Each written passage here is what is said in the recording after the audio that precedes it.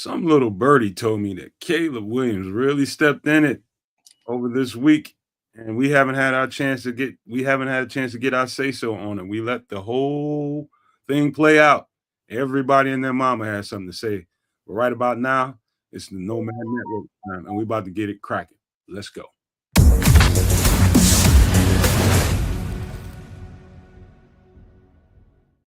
Yo, yo, yo, no maniacs, super no maniacs, and all in between. Welcome to another edition of Nomad at Night, where we have a good old time on this show. And I got my boys here with me, man. Hopefully, we'll get the fourth musketeer that pops in here if he wants to, if he can pop in here and we can really get it cracking, man. But so Caleb Williams, man, we're gonna talk about this quite a bit, man. We got it's layers to the story, and there's other little side pieces that go along with the story.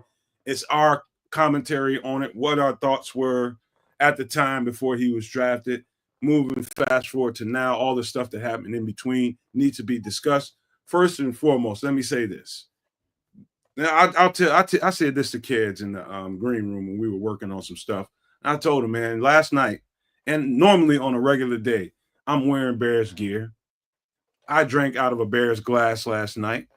I ate out of a Bears popcorn bowl last night because I'm true blue and orange. I don't care about nothing else right about now when it comes to my Bears, but are they going to be good or are they not going to be good?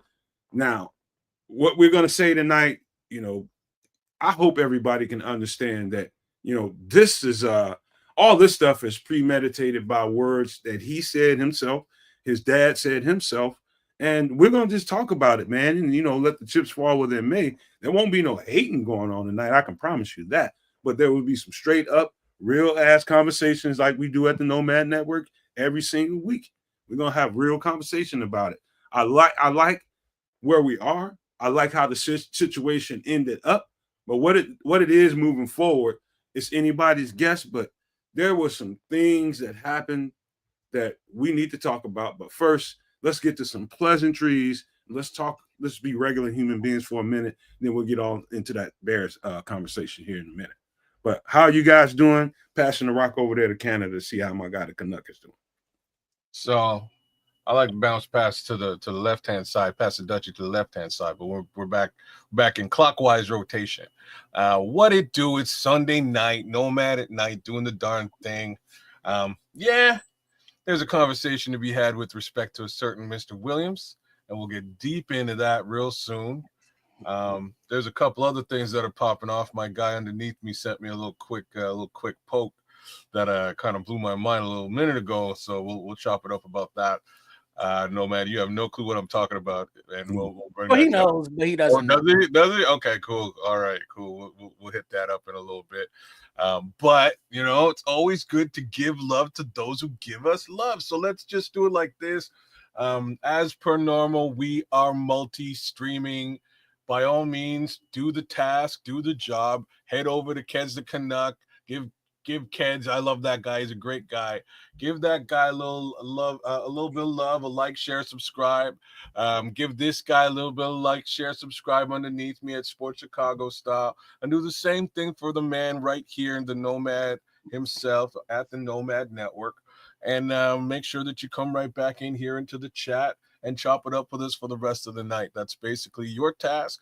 We'd like you to, wipe your feet at the door, coming in the door, and giving y'all some love for coming in the door is what I do every time we're online. So, Mr. Ryan Schlanzer, what's up? What it do? Thank you for coming through. Marlon Johnson, he's a supernomaniac, and you should be too. Tyrone Miller, what's going on, sir? The good minister Charles Johnson is in the building with us. What's cracking there, sir?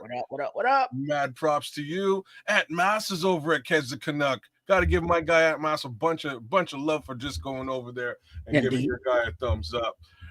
Shout out to Paul Rodriguez, man. What's going on, Paul? And Petty Murphy's with us right now, rolling deep. Yo, he says, yo, what's going on, Black Diamond? What are you saying, my bro? Hey, man. We'll get some more shout-outs as we go throughout the night. We'll get deeper into the Caleb Williams conversation as well as all things Bears. But Triple R, what's been popping, my brother? What are you saying? Well, What's up to everybody? And of course, at Ked's a Canuck and Sports Chicago Style are, the other spots to go. But I need a moment of indulgence as I got a bone to pick with Mr. Canuck. Uh-oh. Oh, shit. So on my Facebook page, there may be like a following of like some foot fetish pages or something, that's cool. But now all of a sudden on my on those reels things that go by, they would come up with barefoot chicks dancing or barefoot chicks weightlifting or barefoot chicks doing whatever. But now all of a sudden I get barefoot midgets. Oh shit. And I'm thinking this has something to do with your tiny town excursions. Oh, that's been pushed off on me by the algorithm. Oh, damn. So it ain't just the feet, huh? It's the whole tiny town adventure. Yeah. Oh yeah, it is. We all into the tiny Kardashian toes and things, huh? But one of them is named we're tuning. No, her name is like there's midget in her name, so I'm not saying anything wrong. But her name is like Amy Midget or Maria Midget or something. But color me intrigued, and I blame you for that, Mr. Canuck. This is my fault. Yeah. It is. My homeboy knocked a midget out. He didn't knock a midget up, so I'm not sure. I'm not sure where we go from here.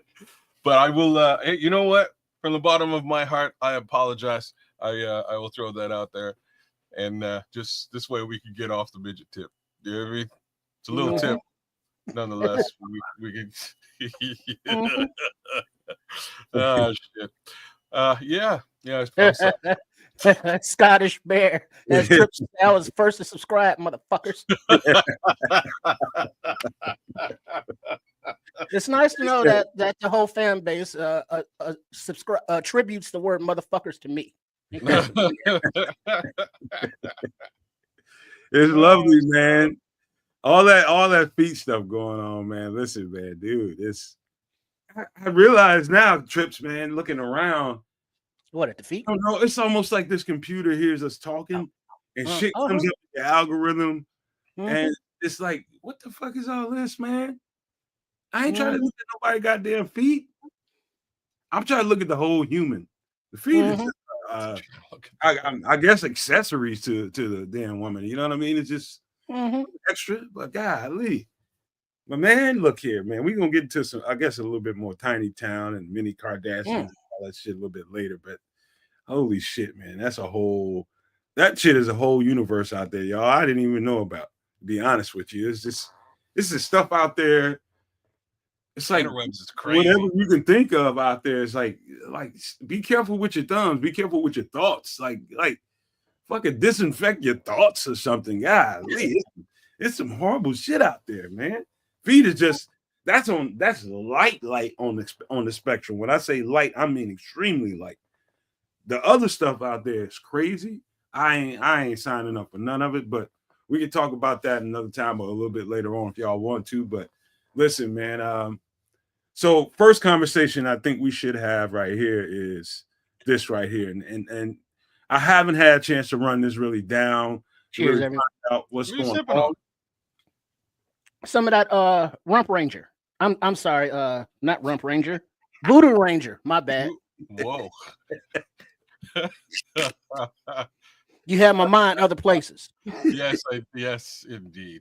All Damn right. tiny town adventures. Wow. Yeah, some Hey, Relentless Mikey, we about to get right on into that right now, sir. Right now. All right, let's do it. Let's do it.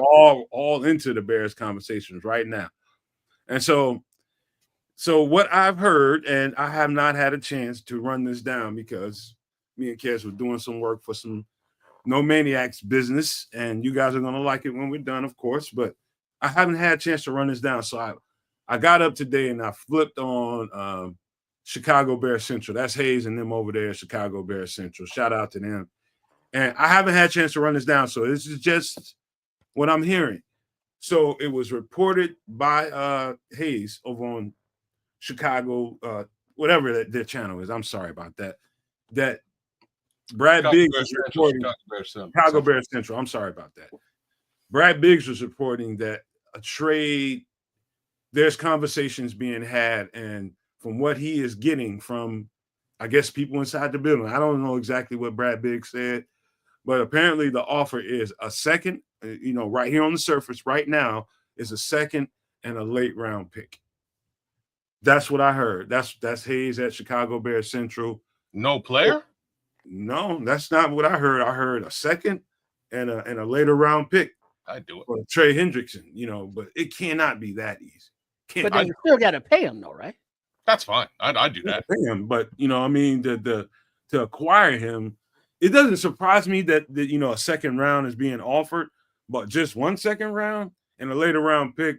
Maybe if they actually offered that, that's why it hasn't been done. They want more than 1 second round, and maybe if you throw another second rounder in there or something, I don't know, but that's what I heard from that channel. They were talking about. Brad Biggs reported that usually Brad Biggs knows what he's talking about inside the building. He knows there is a source inside there that's talking to him.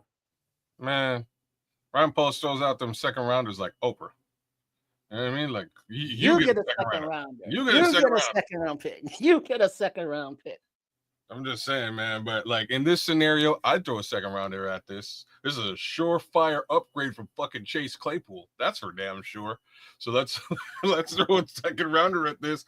If you got to throw a late round pick along with it, I wouldn't be mad at you. You probably ain't gonna get well, I won't say probably not, but it'll definitely solidify that edge position, and you don't have to worry about it in the next draft. You would have spent your first rounder or your second rounder on an edge anyways. The only downside is the obvious statement that Nomad just made. Yeah, you got to pay this man. I really don't know where they're going to get the money to do that in and out, out of the coffers at Hallis Hall right now. They're probably, to my understanding, they're a little bit cash strapped. I'll double back. I'll look at that. But from a compensation perspective, I think that's good. I was waiting for you to say that Cole Kmet was included in this trade offering, and you didn't. So I'm with it. I like what Ron C is saying here, Trips. He's saying that's a fair trade because he's 31 years old, and you have to pay him. So, yep. What is Jeffrey Ebo? I can't see that. Jeffrey's saying down there the next. I got you. So Jeff is saying you would have to pay him 30 per year, and he's had consistent neck issues. Well, you don't. You can negotiate. Yeah, that's what he's gonna want. That's fine. I want $1 million, and I'm not getting that. So well, Ryan Poles is not gonna trade for the guy unless he has spoken to his agent prior and have some kind of deal worked out. That's the way it seems as though that will go down. And I mean, 31 years old. Y'all know I'm an ageist. And it's like you got to give up a second round pick and a late rounder and pay him $30+ million a year. Yeah, he's good. And if Ryan Poles does it, it would be like, yeah, this dude better pay off, and the defense better be like top 5 in the league. Otherwise, I would prefer to, develop a Deo or a Booker or any other of the defensive ends into something and save that second round pick next season, or save it to the end of this season to the trading deadline to see where this team is and if we are one piece away or one position away, and then use that draft capital to trade for someone then and use what money we have left to pay him. Right now, we don't even know that we need him. We know that he's good. Yeah, we know that. But we don't know what we have yet. We don't know what this new defensive coaching staff and defensive line staff is going to do with the guys we got. So giving up draft capital and having to pay a 31-year-old guy $30 million, yeah, I'm not with that. So if you give him a second and a late round pick, and you use them for 1 year and you don't offer a contract extension, if you don't offer them the contract, you just basically rent them for a year. You think that's any kind of remote possibility here, kids, Trips? Well, that would be stupid, but bad business. Those things happen. That's bad business. That happens. Well, we just did that with a certain Mr. Allen, right? We brought him in here. We paid whatever his salary was for last year, which was the end of his contract, and threw a fourth rounder out, and he's gone. Real talk, terrible business. You could have used the fourth rounder on a talent that sticks around. They could use a potential second rounder on the talent that sticks around, right? You don't just want to hoist second rounders out there and let the talent escape too. So you got to lock this guy down in some capacity. I'm just thinking like really, is it really 30 mil for this man? Like we just paid Montez Sweat 25. Could they not get by with a 25 with this guy? Well, you can offer 25, but he wants his money. This is like his last contract. I'm saying pay the man. But no, he wants 30 mil. You offering 25. He says, fuck off. Okay. It's to me. All right. See, I kind of spoke on this last week because this trade story won't go anywhere. Matter of fact, if that's true, which I'm assuming that it is, Brad Biggs is reporting that the offer is a second and a late round pick.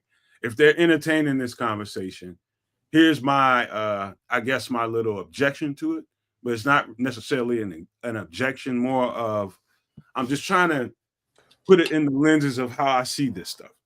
I think that what we have on the roster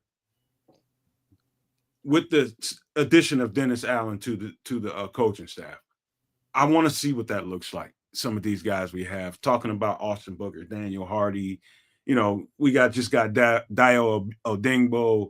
I want to see what this looks like. Yeah. And for me, and you gambling if you really intend to get this guy. If you let this play out through the entire offseason, I'm talking about OTAs, I'm talking about camp, I'm talking about preseason. If you wait until you think it's going to still be there by the time the season starts, I think you're going to lose. If you really intend on getting this guy on your roster and you want to put him there, I think if you wait, you're going to lose. If that's what they want to do, I'm with it. But me, I prefer to see what we have first and hope. And all you can do is hope this guy's still trade available after we see some stuff when the pads go on. After the pads go on, they start seeing deficiencies. Then I'm saying pick up the damn phone and call whatever Cincinnati's area code is and find out. But see what you have in the building first. You got a new coaching staff. You got a brand new defensive coordinator. Let's see what happens with his coaching and his tactic with dealing with these edge rushers. I don't know. We might be pleasantly surprised. I don't know. I wouldn't. You know what? I would do this. I really had to think about it for a minute and think hard. So I'm looking at. Here. Cincinnati offers him $28 million. He said, "Fuck off." Word? They offered him 28, and he was like, "Nah." He wants plus 30. I saw comments that he wants to be like the highest paid DN. So this is Spot Track. Let me give it a full screen so you guys can see. So these are the top guys out there. Our guy Myles Garrett is making 40 mil. Nick Bosa underneath him is making 34. If we can get this guy for the average annual salary that is his market value, or maybe just a little bit below that, if you can get him 30 mil, 31.5. Who put it in the chat? Somebody put it in the chat, and it just turned my whole visage on this situation. What did they say? Who put it down? Let me see if I can find it now. They basically gave me his last 4 years. Who was it? Last 4 years of production, and it's redonkulous. It's crazy. Like this. If you're questioning, like, you know what I'm saying? Like if you have a question and you're going into the test and there's a clear answer to it, and you're hemming and hawing about the answer, that's really where we are right now. We're trying to decide whether. Here we go. It was good old Rex Smith. Shout out Rex. His last 4 seasons: 17-5, 17-5, 8 sacks, and 14 sacks. This man is legit. There's no taking that away. These numbers are combined. Nobody on the Bears has these numbers. Like the Bears as a whole team. You know what I'm saying? Like I'm saying big shit here because it's factual.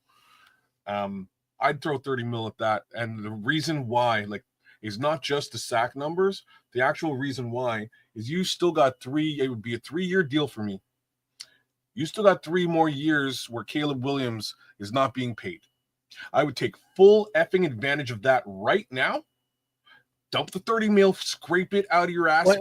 Now, hold on. Do it all is saying, do it all 36. Pull up that comment. Where are you at? Hendrick, yeah, it was right there. Hendrickson's demands. Hendrickson is reportedly seeking a deal closer to 35 mil per year, aligning with the salaries of top edge rushers in the league. 35 mil a year, kids. You still in?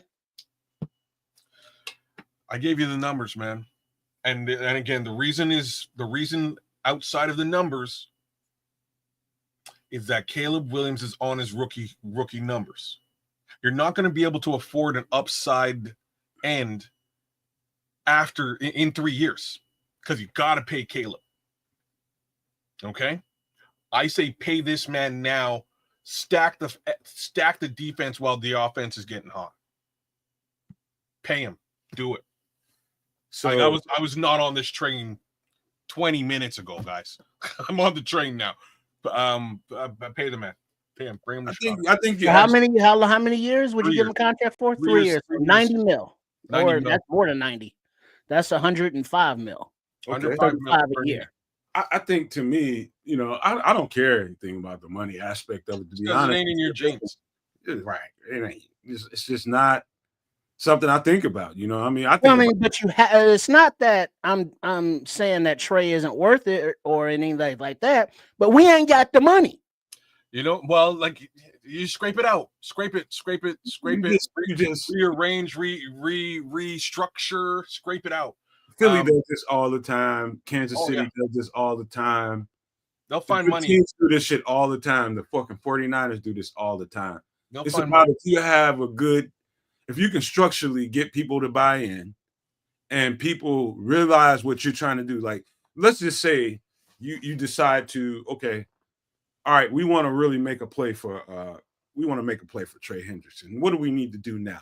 It gets to what Triple R just said. We don't have the money. How do we get the money and get this done structurally so that everybody is on board? What you do is you go talk. The first person you go talk to is Montez Sweat. And say, hey, Montez, go talk to DJ Moore. Go talk to the people. You go talk to Jalen Johnson, people that are making serious money on the roster. And what you do is hey, listen, we got a chance to really, really take this thing to another level, but I just need a little bit of cooperation.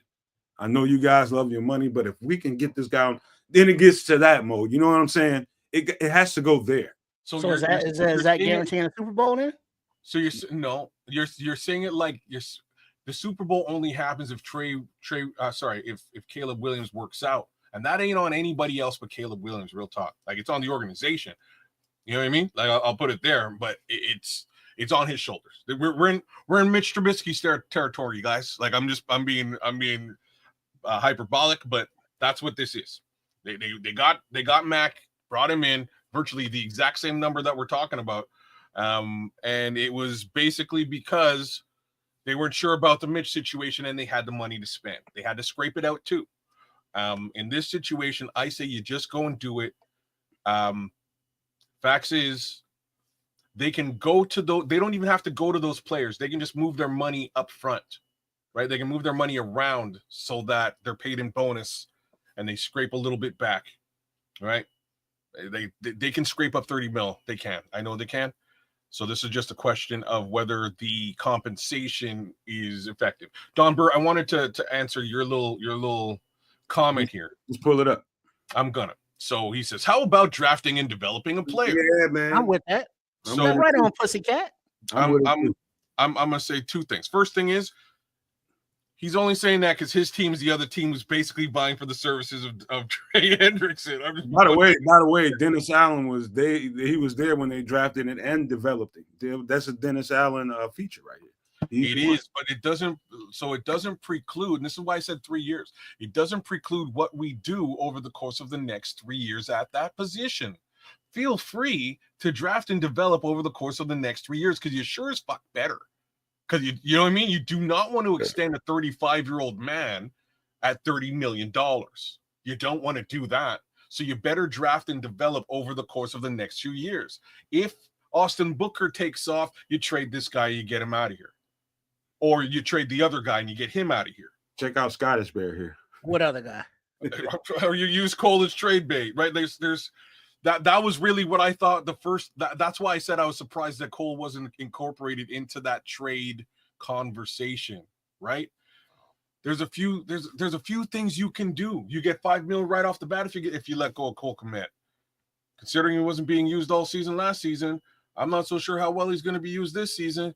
Well, question, kids. How do you think Henderson would be used, as a 3-down guy or as a NASCAR package guy? Oh, he's a 3-down. You're paying $30 million for a human being. So he's never coming off the field unless he gets shot. Yeah, he better be playing 3 downs of football at the very it makes me so mad when Flus decides on 3rd down to sit Montez Sweat. Bro, a few times I was, where's Montez? He's on the sideline? Chilling. 3rd down. You know what I'm saying? It's third down. Hey, Flus said he doesn't make those decisions. Oh no, I think sometimes one thing I was trying to tell people, like there's a couple things that's going on. Montez Sweat was dinged up the entire year. Yeah, he was. Mm-hmm. He was dinged up. We found that out kind of late in the season. With a shin injury. Yeah, it was a shin. And then push off. And then too, you have to be very, very careful on how many reps you're giving these guys. You're giving these guys too many reps, and they out there, they blowing wind, and they just, what I mean? It's like we look at the stuff on TV and we don't realize how much effort goes into those plays. And you got to minimize. Those guys are less impactful the more and more reps they take.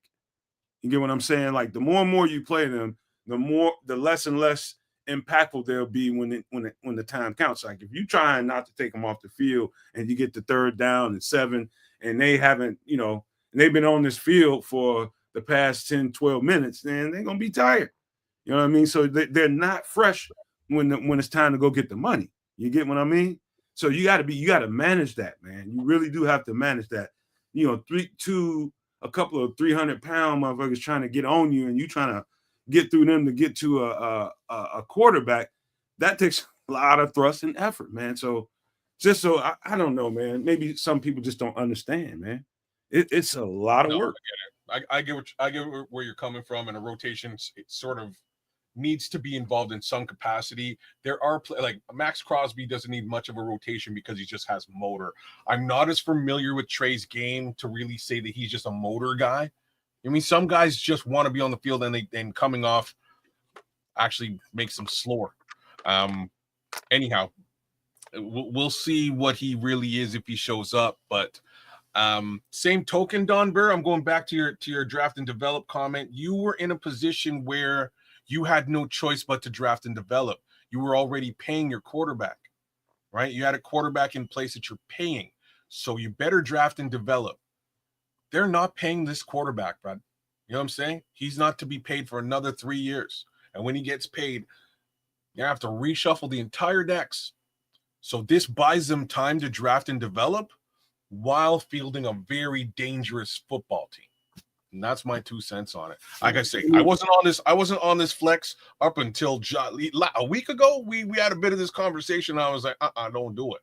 That 30 mil, where are you going to get the money? Don't do it.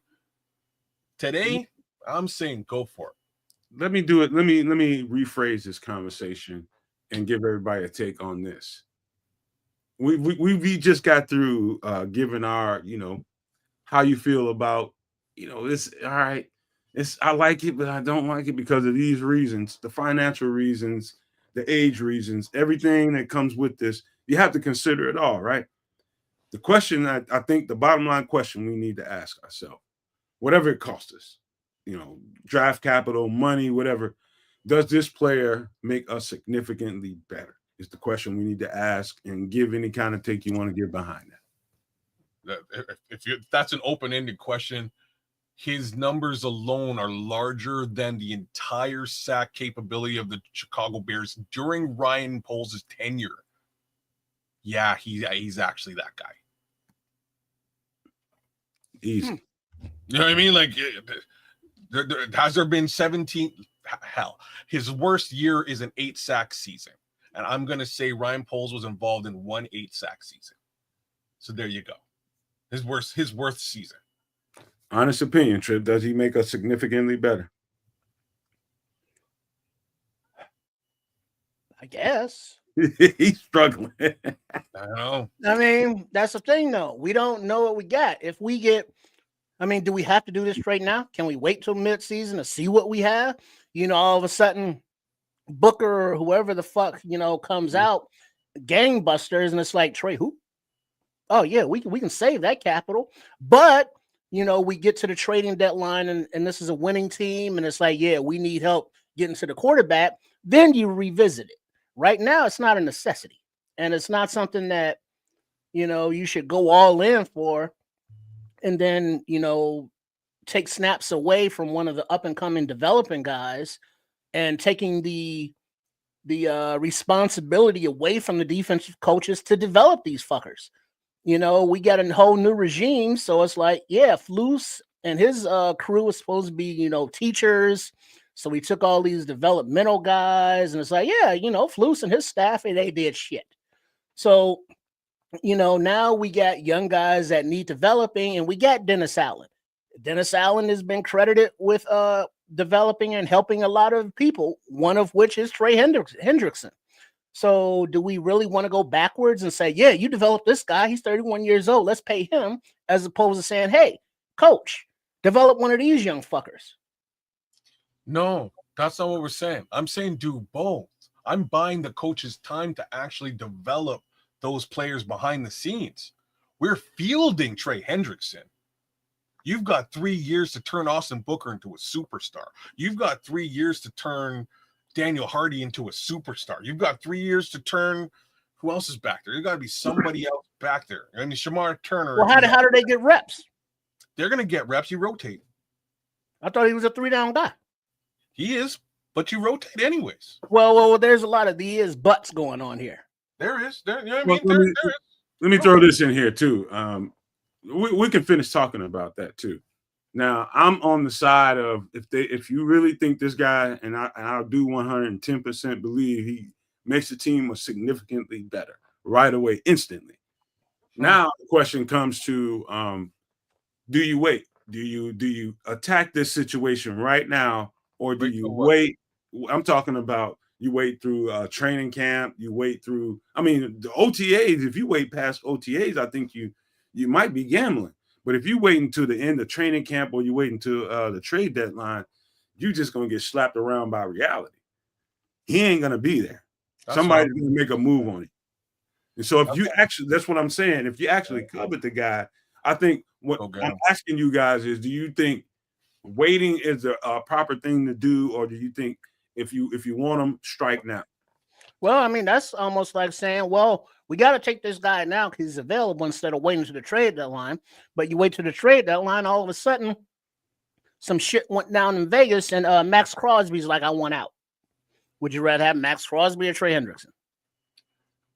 So 6 of one, half dozen of the other. The price tag is exactly the same, right? Like, what are we doing here? So we're waiting for the sake of waiting. If we wait there, like, we can't wait till the trade deadline. He's gonna be gone between now and then. Oh, he's gone. He's gone between like, if we're waiting till the trade deadline, he's gone. I give him another couple of weeks. Fuck trade maximum, unless Cincinnati does right by him over the course of the next couple of weeks, he's going somewhere. Just might not be the Bears. So the real questions to be had is not whether somebody else is going to come on the market that might look, smell, or feel like Trey Hendrickson. The real question is Trey Hendrickson, is what you just asked, Nomad, is he a good enough boost to this defense that you spend the money on him? And I'm going to have to say, yeah, at this point, Jeff is saying something interesting here, guys. So Jeff Rebo saying, I think the price goes up longer you wait, because the Bengals will know you've looked at your roster and you still feel that position is wanting. Well, wouldn't the price go down as it got closer to trade deadline because they got to get rid of him? Hell no. No. Because they don't want to keep him. Jeffrey is absolutely right. That's exactly the way to look at this. That's exactly the right way to look at this. Now you right now this price is a little bit cheaper. Now, it's just like, okay, we don't know what we have in here, but we're very, very interested in Trey Hendrickson. Now you go into the camp and veteran mini camp plus rookie mini camp, you put them all together and you go to OTAs and you get into that. Now you're looking at some deficiencies. And now they have every right to say, you know what, bring that price on up a little bit. So he is absolutely right. That's a great way to look at it. You just fucked yourself if you wait that long. I gotta say, Don's out here laughing that we're building our team backwards. Don, you have to understand, we have a rookie QB and you don't. In a year or two, you're going to be looking for a rookie QB. It's just the facts. Jared Goff ain't it. He's good. He's solid and you're paying him, but you're going to recognize over the course of the next few years that he ain't it and you're going to have to move on. He's also getting long in the tooth. You're going to have to move on. And you're going to be in the exact same boat that we're in now. So what you do in this situation is you take advantage of the rookie's contract and lack thereof.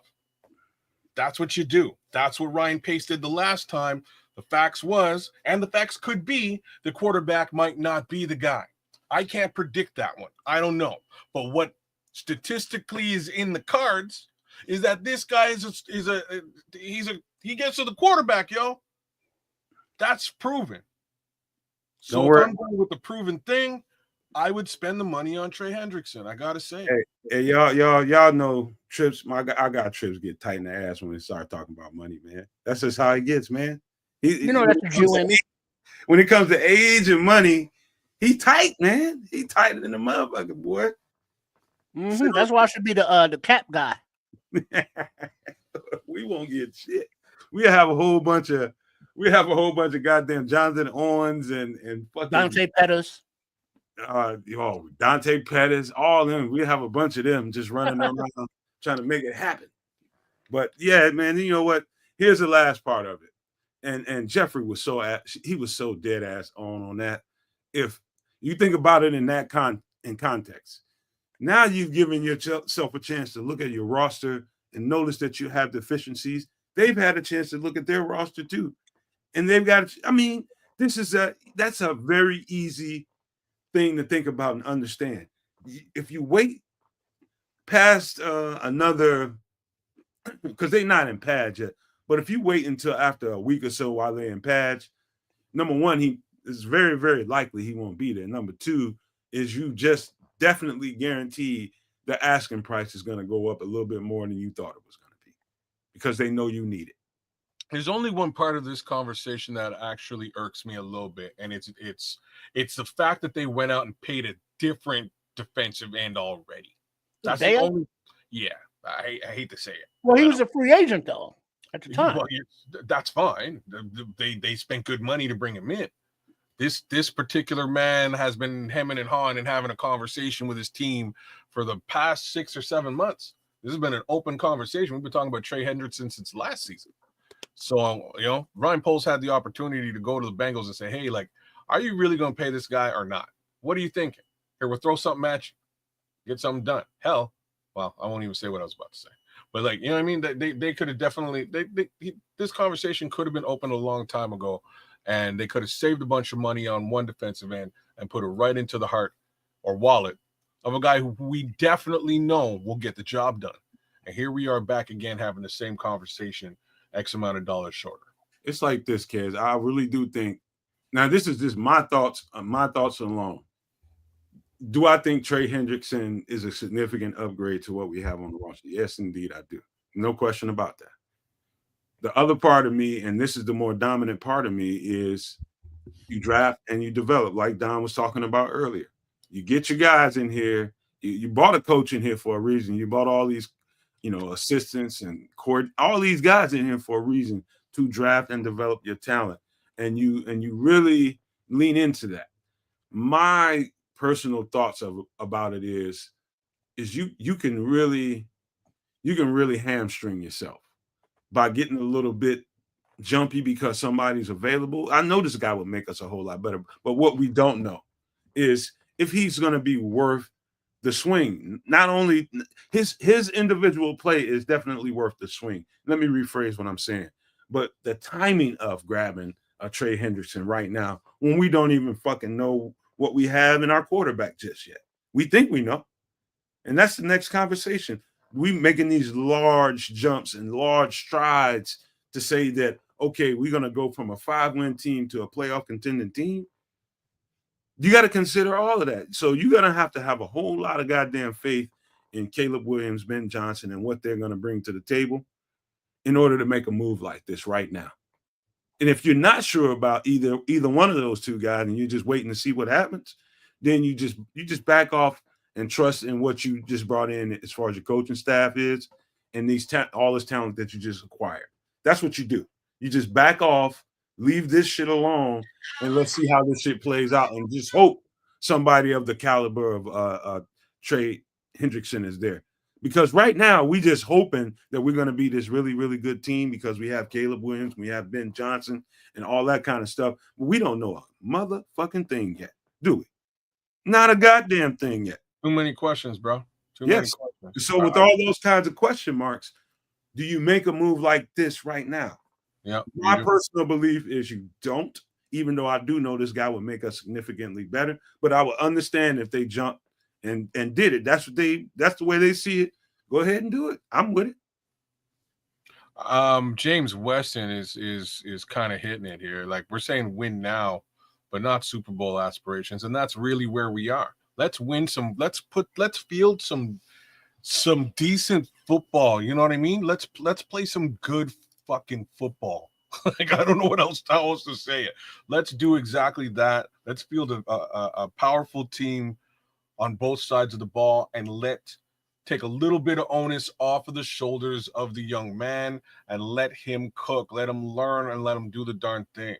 Really, the only thing that's missing here, one more time, is that running back room. Question. Yes.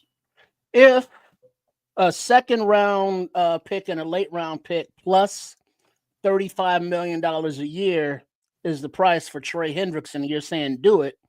Are there any left tackles on the market that could trade for that amount and pay that amount? Because that seems to be a need, not a need, but more of a question mark because of Braxton Jones's rehabbing his injury, and then rookie Ozzy's playing over there, and then Amagaji's over there. So that's still kind of up in the air. Do we want to spend all of this capital on D end? Or would you prefer to spend the capital on LT? Well, you got to spend it somewhere, or you don't. I think this is a huge opportunity. And I also think that the real difference for me on this one, Triple R, is that they spent quality draft capital on the left tackle position, not just this year, but also last year. They've done very little at the edge. I'm like, this is not a shot at Austin Booker, but he needs some development. Austin Booker was a bit of a later round pick than even Amagaji was, right? Amagaji came first. So in either case, you got a second and a third rounder to potentially take care of that left side behind the starter. They're not even the starter potentially, right? So we'll see how that all transpires and takes care of itself. Should they maybe put some money and or investment into left tackle? I can't argue with you, but I think they did put draft capital into it. The left tackle feels like to me, shout out to King Booker who just busted up in his piece. Left tackle to me seems like I'm just going to speak for what I think the Bears are thinking trips, if this makes any sense to you. I think they feel like they addressed that. And they feel like they have left tackle answer inside the building now. And whether that be Ozzie Trapillo, whether it be Braxton Jones, Kieran Amagaji, Darnell Wright, circle that. Either one of those guys, they feel like they have what they need combo wise to make this thing work. Whether it's Darnell Wright switching over and playing left tackle, whether it's Ozzie Trapillo starting at left tackle, whether they think Braxton Jones, I think they think that they have left tackle answered inside the building. That's what I think they think, and we're gonna have to go find out whether or not that's true.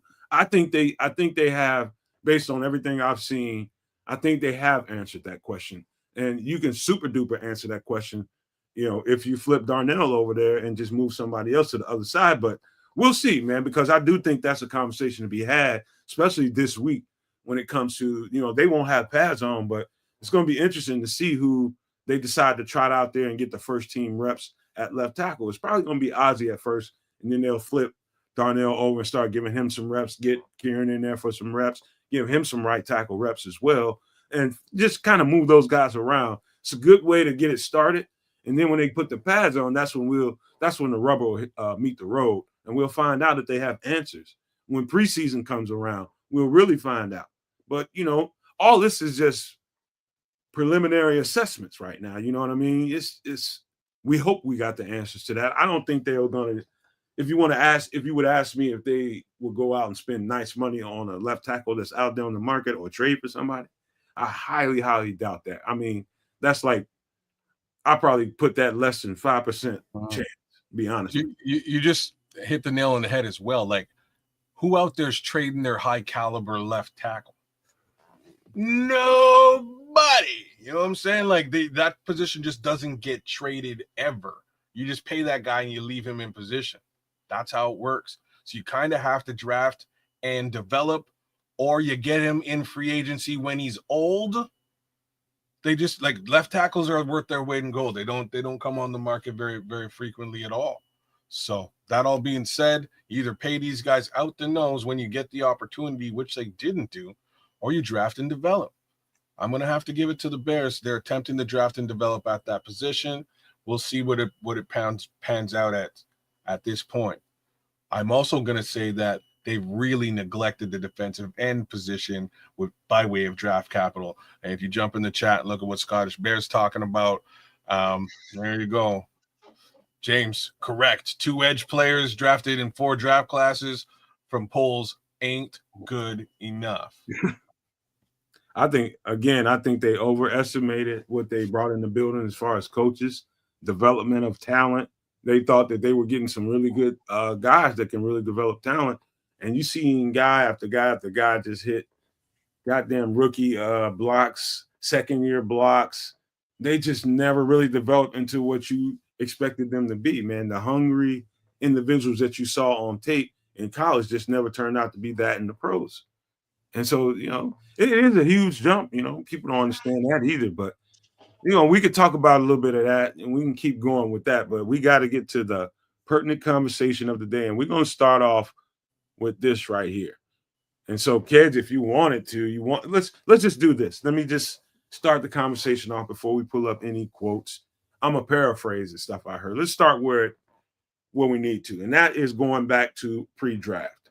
In my opinion, and all of our opinions, coming into, and I don't want to speak for everybody. Everybody will speak for themselves.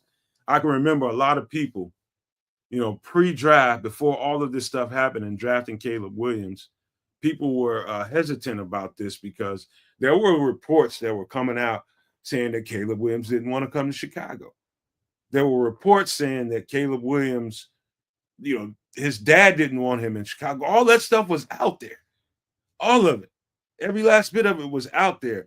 And I can remember specifically during that time when we were doing shows and reporting on this stuff and having conversations about it, it was all the people who, and I have no problem with the people that really, really believe in Caleb Williams. I hope Caleb Williams is as good as people think he's going to be. I hope, because I'm a fucking Bears fan.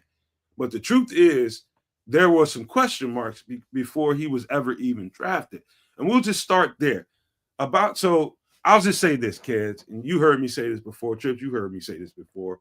I'm true blue and orange. I want people who want to be here. You know what I mean? And if I spun either one of you two guys around, drop you off in the jungle of you have no origin of where this place is, and I dropped you a kite from a plane, and it said, you open up that little bottle, and it said, would you draft a football player who didn't want to be a Chicago Bear? And what would be your first answer, kids or Trips? I hate you, man. Yeah, I mean, you got to put it in perspective. That was the coldest blooded way to put it. And you know what my answer is. Well spun, Nomad. Hell to the no. I'm laughing because we talked about this already, and I was like, man, I don't really want to say certain things. And he spun it the exact possible. He was like, watch the way I spin this tonight. And he spun it perfect. And the fact quarterbacks is no. And Jay Sanders is out there in the chat right now saying no. Hell no. I mean, to be a true Bears fan, and this goes to everybody in the chat, everybody that's watching or listening. This is just pure. If it wasn't Caleb Williams and it was any other football player, and I dropped you that kite and you opened up that bottle and that message said, would you draft this player who said he doesn't want to be a Chicago Bear? No, I don't think Ryan Poles, even though Poles had locked in on Caleb Williams from like day one. And it's like, yeah, that's my guy. I'm not gonna interview Daniels or May. You know, Caleb's our guy. But if I'm sure there had to be some sort of conversation between Poles and Caleb, it's like, hey, you know what the Bears are. We want to draft you. Do you want to be our quarterback? If he said no, I don't think Poles would have drafted him. But from Caleb's daddy's perspective, I get it. It's like you want to look out for your kid. You want them to go to the best situation possible. You want them to, succeed to the highest level. Whereas we can't fault the Williams clan for saying, hey, the Bears ain't developed shit at quarterback, because guess what? They're right. And looking from that perspective, I'm not mad at his daddy, but at the time it was like, wait, are they trying to get out of coming here? It's like, well, if that's going to be drama, I don't want to deal with it. But what Caleb has shown his rookie year, when his offensive line failed him, he took the blame. When he missed passes, he took the blame. Receivers dropped passes, he took the blame. When the coaching staff went to shit, he was like, hey, I'm just doing what I'm supposed to do. I'm figuring out how to read film, look at film on my own. I'm trying to figure out how to raise myself as a professional. So he didn't throw the team under the bus. He didn't throw the staff under the bus. He was like, yeah, I got to get better and I keep working. And it's like, you can do nothing but commend him for that. And so going forward with Ben Johnson and the way that they've been excited to talk to each other as head coach, quasi-offensive coordinator, and quarterback are, and Ben Johnson knowing that it's like, hey, Caleb is good at this, let's develop this. He's not so good at this, let's bring him along with this. They gave him the entire playbook last year and was like, learn this shit. We're going to slow that down a little bit. First of all, we're going to change the playbook to a little, so it plays more productive. And we're going to bring the quarterback along with what he can do as a teaching experience.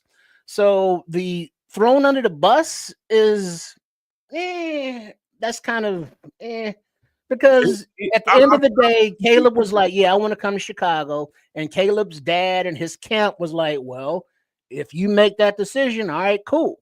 It wasn't like they was like, no. It was more like, well, they kind of suck in Chicago at quarterback development, but you want to go there. You want to be the first, quarterback to get 4,000 yards, win a Super Bowl, all that good shit. Cool. And so his family is supportive, even though they were looking at possibilities to, make the situation better for him. Well, Trip, fast forwarded through the initial question was, what would you do if somebody dropped you that note after I spun you around? Well, you don't draft them. You trade the pick. I'm going to get to why under the bus makes sense. When we get to that part of the conversation, it's definitely going to make sense to you.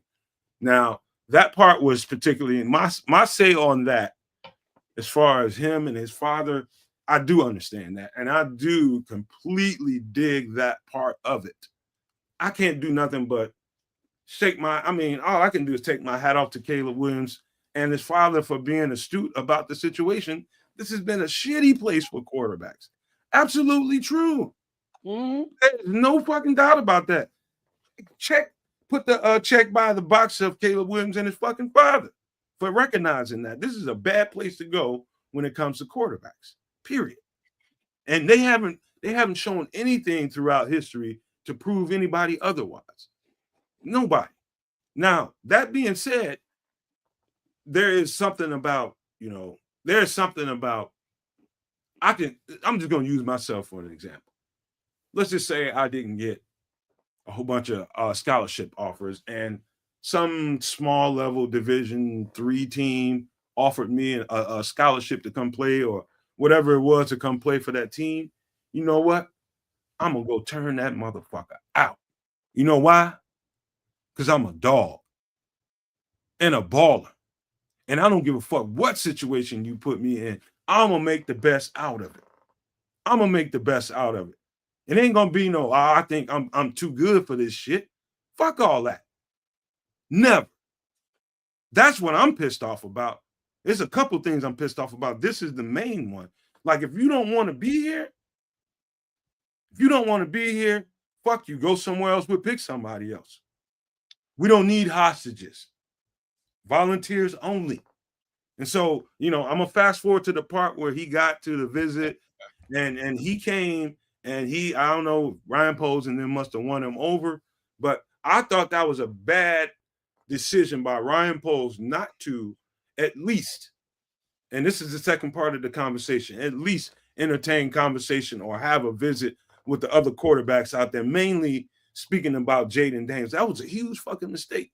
The minute and the second that him and his team, that you got word and you had to go to the lengths of calling him and telling him we're going to draft you regardless of how you feel about it.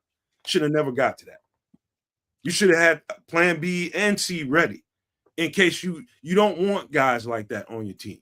Even though you drafted him and he turned out to be accepting of the situation, that's a bad sign. I don't know how can I say that better? That's a fucked up sign. All right. So the first thing I want to do is I really need to give some big love to the chat right now. The chat is on effing fire. I'm serious. Just the intelligence coming out of the chat is wild right now, and I have to say thank you guys for your commentary, and even the good minister Charles Johnson, who shoots this entire conversation down with good reason. I'm thinking that this is about as pertinent a conversation as how many votes the president won by. Caleb has shown that he's in. All right. So no, but he's right, and so is the rest of the chat in different. That ain't right. We got a right to have this fucking conversation. We're gonna if you don't like to leave, goddamn it. No. We're gonna have the conversation, and then we're gonna end it at the end too, because once more he's here, and there's no, that's part of what you're saying is that he, you don't want to come here, but it was that he didn't want to come here. He's here now, and there's a few things that I have to give Caleb Williams with respect to this conversation, this particular topic. And I was staring this kid down as as they announced his name as the first overall pick in the 2024 draft. I was staring at him as hard as I could look at this kid just to see if he would crack or break or look shook or disdainful or anything to that effect. And I'm going to say 1,000,000,000% he didn't. He screamed and howled when he got on stage. He was with it full go. He came up with friggin' hand symbols and all that, claws, whatever. You know what I mean? Like, I think he's here. He's fully engaged, and I believe he's engaged. I am also gonna say that Ryan Poles might have fucked up. All right, so like I'm not gonna put it on a kid anymore. I'm gonna take it away from the kid. I'm not gonna put it on the daddy anymore, because if it was me and I'm like going into all this, I've been said it after Colin Cowherd came out and said that he was hearing some fishy stuff about the Caleb Williams camp. Colin Cowherd came out and he said something along those lines many moons ago. He just came out and had an interview with Ben Johnson in response to this article and in response to him saying that as well in the past. So, I give a shout out to Colin Cowherd, but he needs no shout outs from me. The reality here is I don't blame the dad. If it was me and it was my son, I'd be doing the same darn thing. I'd be trying to figure out the best way to get him into a place where he's going to succeed. And we can all agree, all of us, every single one, and Chicago isn't necessarily the place where quarterbacks come to succeed. Just going to put that out there. And that being said, if I was Ryan Poles, you do your damn due dilly. You do your due diligence. You do the dance, just like with your cell phone plan, y'all. And if you ain't doing it, do it.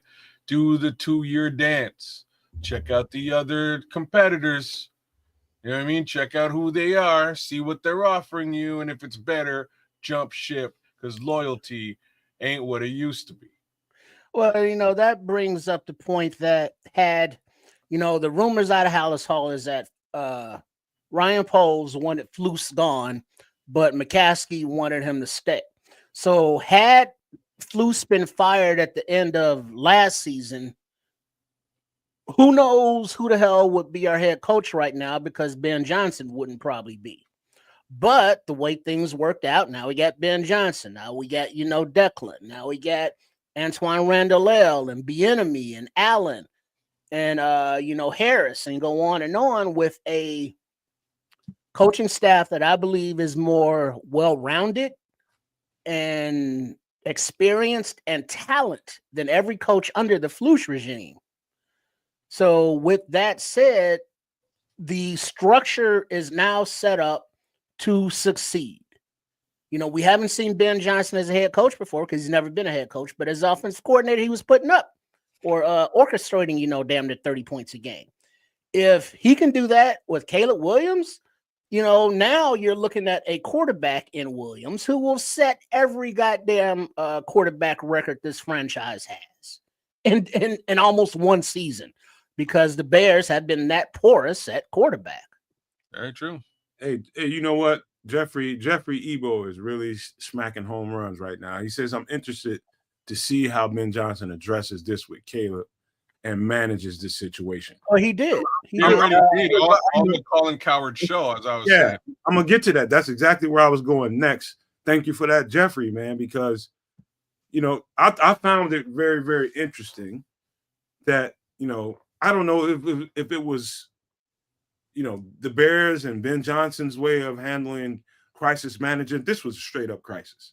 Anybody that thinks it wasn't is come on, dog. This is a crisis. This kind of information comes out.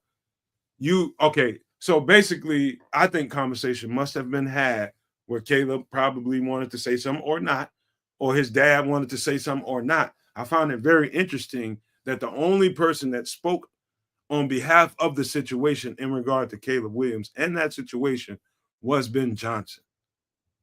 And so in another day or so, Caleb Williams is going to be at the podium, and how he answers these questions at the podium about all that.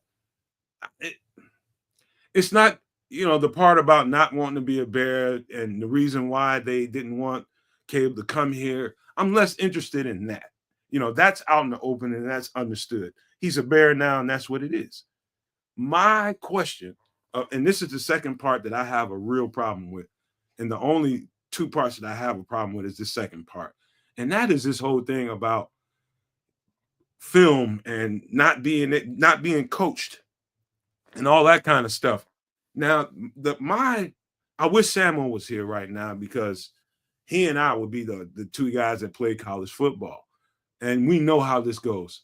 That's total bullshit about him, nobody being. Just imagine Caleb Williams in a professional football operation sitting in a room by himself and nobody's there to help him chop up film and break it down and do that. That's total bullshit. I don't care what he says. That's bullshit. That's his side of the story. That is his side of the story. In high school, that wasn't the case for me. In college, that definitely wasn't the case for me. And that's not the case for anybody that I know that plays college sports. Somebody. Wait, so you saying that Waldron and Flus were on the film with him? Because remember, in Hard Knocks, Flus would just come in and be like, what'd you learn? Write this shit down. And then they weren't watching film. And Waldron was fired, after week 2, 3. So they weren't watching film. Who is teaching Caleb Williams how to be a professional and how to break down film like a professional if the coaches weren't doing it? Well, here's the thing about that trip. I learned how. Now, this is just me. Now, this isn't universal across the board for every high school and college football player. I started to learn how to do that in high school. And it took it to another level once I got to the university and knew, what to do and how to break down film. We had people like I told kids this behind the scenes. When I walked through the door in college, I had a little nerd run up to me. Hey, you ever need no matter if you ever need any film breaking down, just let me know what it is, what school and who, what, and I'll break it down for you. And I can find that dude anywhere on the campus. He'll stop what he's doing and break down exactly what I'm looking for and give it to me. And so you telling me that all through college, not only that, you went to the NFL level, and you're telling me not only that you don't know how to break down film on your own, two, there's nobody there to assist you. I'm not buying that shit, man. Anybody that's played football to a certain level knows better than that bullshit. Wait, how do you go from, well, you need a vet in the room to show you how it's done and be a professional, to, well, this rookie needs to figure it out for his fucking self? Say that one more time, Trish. I was looking at the chat. Say it one more time. You are forever saying, well, we need a vet in that room, or not that room specifically quarterback, but we need a vet in whatever room for these young guys to learn how to be professionals. And, their coaches are doing this. The vets that they look up to are doing that. Caleb had no vet to look up to, and he had no coaches coaching him. So how do you go from, well, the rookie to develop, you need a vet in that room or some coaching, to where our quarterback had neither, and you're blaming him? So that's the part where I think the Bears kids, I really think they dropped the ball here. Number one, in their assessment of bringing Caleb Williams into, if they wanted to draft him, they needed to know what level of understanding that he had as far as that goes. That is so important. And to put a not only a coordinator and put him lockstep in with your quarterback to teach him, the ins and outs of defenses and what he's going to be doing offensively, it was to me of paramount importance that they brought in a veteran rookie. I mean, a veteran player, a veteran quarterback to help Caleb along in the process. And that part, I guess you can add, watching film and breaking down film to that, but more or less walking through the process of how to operate in the offense. You know what I mean? Footwork and all that kind of stuff. Well, I mean, that's James Winston's comment right here. He's like, dudes, the film study includes the offensive scheme that week. Yeah, that was it. You had a bad word in there. I'm sorry. But go ahead and read it. I can't. You took it off the screen. Okay, so I got you. So, dudes, the film study includes the offensive coordinator's scheme that week. How the F do you think the offensive coordinator and quarterback will be on schedule? It's stupid to think that Caleb can't watch film. So he can watch film, but as the offensive goes, now he's in the pros. It's a little bit different. He is a rookie. He was a rookie. With the offensive coordinator of Waldron and how he wants his offense to run against this defensive look, that defensive look, that defensive look. Who's supposed to teach him that if not the offensive coordinator or one of his subordinates? And supposedly none of that was happening. Let me put two and two together. James Weston, I understand what you're saying. I have no problem with what you're saying. What I can add to that is, here's the thing. There's levels to, does he know how to watch film, or is he watching film with anybody? There's levels to that. Now, we saw on Hard Knocks, remember? And I had a problem. If you guys that have been a part of the Nomad Network can remember, I came out of the gate and I was just like, what is he doing watching film with a defensive coordinator, head coach?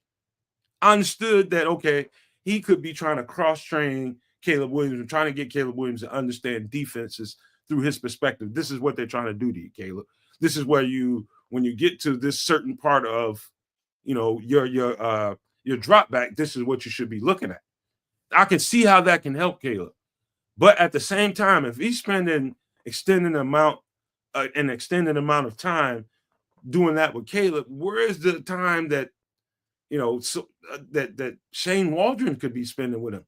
Where is that time going to come from? Because what he was doing with Caleb, that's going to take you a couple hours.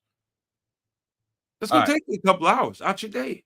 And they had to practice. They had to lift weights. They had to go through meals and the whole schedule and the whole rigmarole.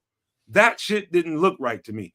What should have been in that frame, in that picture, should have been Shane Waldron and kind of, Matt Eberflus on the side saying, hey, Shane, check this out. When the defense did this, make sure he understands that. He should have been on the outside looking in at that. That was fucked up. Man, Keza Canuck channel got new Lions fans. That's crazy. I love it, except I hate it. Anyways, so let me wrap this part of the conversation up. So me and you started having this conversation off earlier today, and to be frank, you skipped over some of your much more valid points from earlier in the day. I'm gonna avoid some of those valid points and just sort of give you the reality of it here. So in order to understand the scheme, Caleb Williams should have been having these conversations with Shane Waldron. That's what wasn't happening. Now, I'm not going to sit here and say that it's flat out bullshit, because somebody should have been having those conversations with Caleb Williams. Now, here's where I agree with you. If Caleb Williams was sitting in a room watching his own film, part of what I was having part of what I had a hard time with when watching Caleb last season was that if you were to sit down and watch film with a third party, at some point you would review that tape and go, all right, so here's where I messed up and how I messed up. You'd point out those faults, those flaws, and you would attempt to work in ways the next week where you don't get caught in the same flaws and patterns and issues. Unfortunately, that's what wasn't happening. So Caleb was basically watching the film, ignoring the bad parts, watching the good parts, and observing the good parts, right, and not having the actual critical conversation that needed to come from that film watching experience. And you know what else never showed up? What? The discrepancy between how porous the O-line was and the play calling. Yeah. It's like, hey, your O-line can block for 1, maybe 1.5 seconds. So what do we do? You're calling all these 4.5 play routes. You know what? 7-step drop, bro. 7-step drop, and we can't. And I'm dead in 4. No. But you know what? The other thing that bothers me about this whole conversation was, you got to remember, kids, we started off 4-2. Where were the complaints about him not having good coaching? And at the end, we still had an offensive coordinator. Where the fuck was all that? It was what week was the players' meeting? Because we ended up either week 3 or week 4. Yeah, it was week 3 or week 4. All I know is we ended up 4-2 and wasn't nobody complaining. No. Basically, it looks like that 4-2 was all on the players because the coaches ain't had shit to do. This is what I'm trying to say. They were complaining. The complaint came out. There was a team meeting saying these people aren't communicating effectively. It's all communication, and this is what Mercedes Lewis boiled it all down to. It's a communication malfunction within the organization that we wanted to get in front of early before it became a major problem down the road. That happened in weeks 3 or 4. Right? Yeah, they went 4-2, right? But that is in spite of a communication issue. There were still issues going on. They knew there was, and they made it public. I just got this simple question for you guys. After everything that I just described to you guys, everything, my background and what I know about this stuff, can you simply imagine Caleb Williams sitting in a position room? And he wants to go over film, and he's looking at film, and he's the only one in there. Can you imagine that? Yes. Well, him and T-Bag, maybe. Oh, hell no. Ain't nobody. Who was in there with him? It's going to be a coach in there until he leaves. Trust me. Well, I mean, which coach? Waldron or Morgan? I mean, because both of them. There's going to be a coordinator. Brown who said he didn't have any communication with Caleb for the first 3 quarters of the season. There's going to be a position coach. There's going to be somebody's going to be there. Well, who? You saying somebody? Who? He's saying what nobody there. You saying somebody there? Who? I'm telling you, that's why it's bullshit. So you call him a liar. So you call him Caleb a liar. Yes, I'm flat out calling that's a lie. So I'm going to say that the passing game coordinator was definitely not, because he barely knew the kid until right, because they even said they never had a conversation. We didn't speak to each other. So it wasn't him. Wasn't the passing game coordinator. Wasn't the offensive coordinator. So the only guy that it could be is maybe Kerry Joseph. Maybe. So you want to believe that the quarterback coach, at least at the very, very minimum, let's just say he had an assistant. That's good. You want to tell me that Caleb Williams was in the room wanting to watch film, and there was nobody there, nobody available to break down and Well, watch maybe it. that's why Waldron got fired. And Flus later on. Well, Flus definitely had some shit in the bed. I'm gonna just So say, why did Waldron get fired? unbelievable. We were 4-2. Why did Waldron get fired?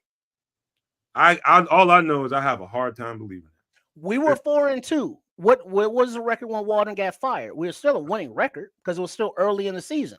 Why did Waldron get fired so early in the season with a winning record? Something was off, but that happened around week 10, I believe. No, he was gone way before that. No, he didn't last 10 games. Or was that Flus? Somebody got fired around week 10. That was Flus in week 10. I'm pretty sure Waldron was gone in week 6? 6? 5 or 6. I don't know. So in that 5 or 6 weeks with our brand new offensive coordinator was fired in week 5, and we still had a winning record. Why would Waldron be fired? Let me read Derek's comment. Let me just address this. This is Super No Maniac Derek guy. He said, I'm gonna keep it real, Nomad. You my guy and everything. It seems you're extra critical of Caleb, and it sounds like you really don't like him. I don't even really think what I'm saying to you guys is what I'm telling you is based off of experience. This part, especially this part right here, as far as coaching and film. Well, no. You can't put your experience on them because you weren't in Hallis Hall. Let me finish. You weren't there when Waldron got fired. So obviously you were not doing something. You are putting yourself in that position with your coaches. Can I explain myself, brother? Go ahead. All right. All I'm telling you is, in contrast to what I know and what I've seen, and the people that I know and experience, they've seen, that is far-fetched to me. Now, if that turns out to be true, and I don't know if there's going to ever be any way to prove whether or not Caleb's, unless Shane Waldron, unless Kerry Joseph, or somebody that was with that regime comes out and speaks. All we know is what Caleb Williams has said. That's his side of the story. And what I can say to you, let me finish, bro. What I can say to you is, I think that's bullshit. I think it's far-fetched, and I think it's full of shit. You weren't there. Were you there? I know I was not, but I'm telling you. All right, so has Waldron come out and was like, no, that kid's lying. I was studying film with him. No, Bruce come out and was like, oh, during the Hard Knocks taping, we was watching film. No, not one offensive coordinator, or not coordinator, but offensive coach has come out and was like, nah, we actually watched film with the kid. He's lying. Nobody has said that. If I was one of those coaches, I wouldn't say shit either, because it's gonna fuck with their career. I wouldn't say a fucking thing. Waldron ain't got a career. But I just don't. My experience says otherwise. I don't believe it. Period. I don't care what nobody say. I don't believe that shit. It ain't got nothing to do, Derek guy. And trust me, it ain't got nothing to do with liking him or not liking him. So he's gonna come out and make a bold place lie that was like nobody was watching film with me, and nobody in the organization is gonna disagree with him. Make no sense, Triple R, from my experience. No, it doesn't make sense. That's why Waldron got fired. That's the point. That's why he got fired so early. It's like, hey, Mercedes Lewis is coming out. Hey, can we get coached? And Poles is like, what's going on down there? And Flus is like, oh, I got this. Don't worry about it. And then it's like, winning record, rookie quarterback, brand new offensive coordinator is fired in week 4 or 5 with a winning record, mind you. The team had a winning record. I'll tell you what. Here's a question. Why did Waldron get fired, do you think? I'm gonna answer that question second, but I'm gonna do this for you guys in the No Maniacs. I'm gonna just bring in a guy, and I won't even let him know what this conversation is about. And I'll find somebody that played pro and college football, and I'll ask him this straight up question. If you hear some shit like that, like, I'm not the only one saying this. There's multiple people that's played ball and played enough football to saying the exact same thing. That's far-fetched. Now, I'm not arguing. I'll bring in somebody. I'll bring in somebody, and we'll have somebody that was in Hallis Hall. That come on. No, then their opinion doesn't fucking matter because they weren't there. It matters because unless you were in that facility under that coaching regime, you have no idea what the fuck. I'm just telling you, I don't believe the shit. I don't give a fuck what nobody said. So why do you think Waldron got fired? It might not have. That might have something to do with it, but maybe not everything. All right, go ahead. That's just my opinion about. Go ahead. You got opinions. Why did Waldron get fired? What was your second? What's all that? You tripping, dude. Why do you think Waldron got fired in week 4 or 5? Could be a lot of reasons why he got fired. Such as All right, so let me how many reasons? Such as let me answer this question. It could be multiple reasons. That could be such one. As Maybe that he wasn't connecting with the rest of the team. Maybe that he wasn't designing the right plan, the right game plan for them to execute well. It could be a whole bunch of different reasons. That being could one of them be not watching film with his quarterback? Could be some of it, sure. All right, so let me help clarify who. I'm not sure who's okay. It was Scottish. Shout out to you, Scottish man. You're always on point. So Scottish just pointed me at Taylor Dahl. So I researched real quick what was said with respect to this whole film study situation. Here's what. Hey, you know what, kid? Before you even go with that, the through line between everything that was said about Shane Waldron and him not, it was what I took from it was he wasn't holding people accountable. So let me finish what I'm doing here. So you'll anyway. So Taylor Dahl basically says that the Bears rookie quarterback Caleb Williams faced significant challenges in receiving adequate support from then offensive coordinator Shane Waldron. According to Dahl, Waldron did not engage in film study sessions with Williams, prompting the young quarterback to take matters into his own hands. Williams went so far as to construct a personal film study room in his home and sought external resources to aid in his development. Dahl said he built his own film study room because Shane Waldron was not going over film with him. This lack of collaboration reportedly contributed to the deteriorating relationship between Williams and Waldron, culminating in Waldron's dismissal after just 9 games into the season. So it was a little bit later than both me and Tripp had thought. Despite these obstacles, Williams managed to throw for over 3,500 yards and 20 touchdowns in his rookie season, showcasing his resilience and commitment to improvement. The Bears have since appointed Ben Johnson and blase. But that's basically what happened, right? Let me ask you this question, kid. Yes. Tell me how under Russell, when he had Russell Wilson, this guy was having Pro Bowl years with Shane Waldron. Oh, my dude. Wait. Grab Geno Smith. Resurrected his career under Shane Waldron. And all of a sudden, he gets to Chicago. I can explain this real easy. He gets to Chicago, and all of a sudden, he forgets what to fucking do. Yeah, what do Russell Wilson and Geno Smith have in common? Experience. You got it. Come on, dog.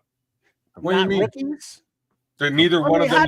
How do you, as offensive coordinator Shane Waldron, bring in a rookie quarterback and expect him to learn your offense with all the shortcomings of the offensive line and all that good stuff, but not watch film with the guy? Well, this is the second time where, it's been not confirmed, but she said it's confirmed that, hey, they weren't coaching this kid. Coaching matters. You got to coach him up, all that good shit. So they weren't doing it. If it's true, hold on. So to give Shane Waldron a little, if he's right, if he's what he's saying is right, that's true. I can't even imagine. Like, I really cannot imagine. I mean, Trips, I just want y'all to understand. Hold on. Shane Waldron is used to sounds to me, man. That sounds. Yeah, that's the dysfunction that was going on. That's why it's called dysfunction. Man, I can't here's the point that we're missing here is that Shane Waldron coached veteran quarterbacks. He coached Russell Wilson, who'd been in 2 different systems at the time, and basically knows how to watch his own film, knows what is expected of him, and he comes to work every day with those expectations. Geno Smith had been bounced around the entire NFL, been in multiple schemes, worked with multiple offensive coordinators, and had finally gotten used to what he needed to do when he landed in Seattle. This kid just came out of college, has no clue what is expected of him. Nobody's there to actually sit down and be like, hey, here's what we need you to do every week. He was left to fly by the seat of his pants. Man, listen, man, I know this. This is just my understanding. No, Tripp's right. I was not in Hallis Hall. None of us were. And we don't know what really happened. Based on what was said, it's a one-sided affair. It's what Caleb Williams said. And if you want to give him, just take him for his word. If that's true, then that was really, really fucked up, and everybody deserved to be fired for it. But based on my experience, I just cannot imagine. I just cannot imagine that at all. It's just something. I feel like something's missing. That's where my energy is coming from, and that's why I feel a certain way about it. It's just like, oh, what is Cloud Radio saying? I can't see it. This small. The Bears been dysfunctional in Nomad like now. We never be that. Y'all don't know, man. Y'all don't know. We'd never be that dysfunctional. But no, like we definitely would be. I'm pretty sure that the last guy before Shane Waldron was just as dysfunctional with Justin Fields. You know who I'm talking about. But I'm just saying this year. I doubt that Taylor Dahl actually got this information directly from the mouth of Caleb Williams. I'm also going to lean. Well, I just doubt that she did. I think that she found this information out. And if we're talking about finding it out, it just sort of means that it's probably semi-well-known secret inside Hallis Hall. The other piece to all this again goes back to that leadership meeting, which happened basically just before the firing of Shane Waldron. And that leadership meeting is the entire offense going, hey, we know what's going on in here. You need to sit with this kid and get right because we're all over the map on offense. Can we get right? Can you sit with him and have this conversation? And quite frankly, it was an impossibility. It wasn't going to happen. It didn't happen. I feel like Shane Waldron was probably taken aback that they had to actually get together and say, dude, do your effing job. And at this point, you know, in a week's time or two, he's fired. I'm telling you guys, man, listen, if you don't like real strong commentary, real strong opinions, real strong takes on football and Chicago Bears, you probably don't like the Nomad Network and you can't stand the people here. I'm not color. I got a question for you, Nomad. I'm not. Listen, I'm gonna say it. I got a question for you, Nomad. Go for it. How many teams have you been a part of that the 18 player captains led a mutiny against the coaching staff? That the captains had a mutiny against the coaching staff? 18 of them, though. I can't never say we had that many captains, but in my junior year we did. All right, but however many captains you had was like, hey, this coaching staff sucks. All of them. A few of them. Fair. But I bet you there was two. You know what I mean? I bet there's two captains in that situation as opposed to 18 guys coming together and most being like, of it in high school. Most of it in high school. Because from Mercedes Lewis to Jalen Johnson is like, hey, what the fuck is this coaching staff doing? Yeah. Listen, and that might actually explain why they had 18 of them. I will tell you guys something, man. And, you know, I hope I'm wrong about it, Smitty. I hope I'm wrong. And I just can't see that, man. You know, my experiences tell me different. And I'm going to bring in a guy, you know, I'm not going to try to go find a guy that's going to, you know, refute what anybody else is saying. I'm just going to ask him the question. Does that make sense to you? Can you imagine something like that going on? And to me, I hope Caleb Williams is right so I can be wrong because that will make a lot of sense. But that just don't make sense to me, man. That's why they all got fired. I'm like, I wish I could just reach out to Kerry Joseph, and say what's up, what's cracking, and have a conversation because he would know what really, if anybody would know and be willing to spill the beans right now. Kerry, I know Kerry's probably in a couch in Ontario. If Kerry Joseph wanted a job, he wouldn't say a motherfucker. Man, you know who should really spill the beans? Mercedes Lewis. That old fucker. He's trying to play one more season. He'll spill it. What? Yeah, he was on Colin Cowherd too, man. He was just trying to. You know what? Trips is probably right. That's about the only motherfucker you can pluck from that situation. He ain't got no more skin in the game. He probably ain't playing no more. So he's trying to play another year though. He wants one more year. Then he wants to retire with the Bears, but he wants one more year. God damn, it just stinks to me. All right, let's get to the next part of this conversation, and that is the fact that Caleb Williams. So remember before you go that, because remember, Justin Fields caught all kind of shit when he was like, "Hey, this coaching staff sucks," and the only thing that changed on the coaching staff was Waldron, who was fired unceremoniously early. Wow. So I mean, you got to look at the whole Flus regime and their lack of development of players all the way around. Man, Flus knew he was getting fired the day he was hired. I just don't know, man. So, all right. So this next part of the conversation, we can talk. I think we're gonna be talking about this for a while, man. Scared money. I think, okay, this part of the conversation, kids, and I also had another little powwow about this. I don't know if there was much disagreement, but the fact that they didn't interview other quarterbacks and bring these guys in for visits, and they were solely focused on Caleb Williams, which I'm going to lean towards. I hope they got it right, man. But Lee, why didn't you interview these other quarterbacks, mainly Jaden Daniels? Why didn't you do that? I think that was a problem too. I think that was a serious issue, man. But what do you guys think about that? And that's you know where my heart is here. So I don't. Ryan Pauls frightens me, man. He frightens me sometimes. This draft wasn't like A1 stellar either. There's times where Ryan Pauls frightens the hell out of me.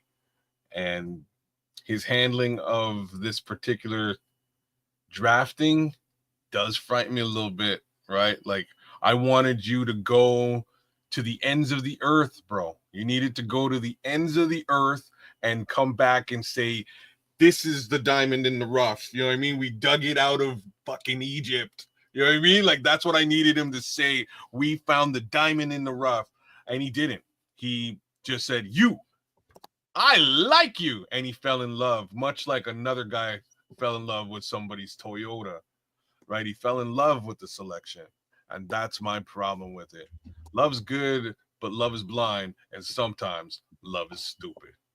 Well, seems as though Ryan Pauls had been on the Caleb Williams bandwagon, not hype train or bandwagon, but on his case. Jock?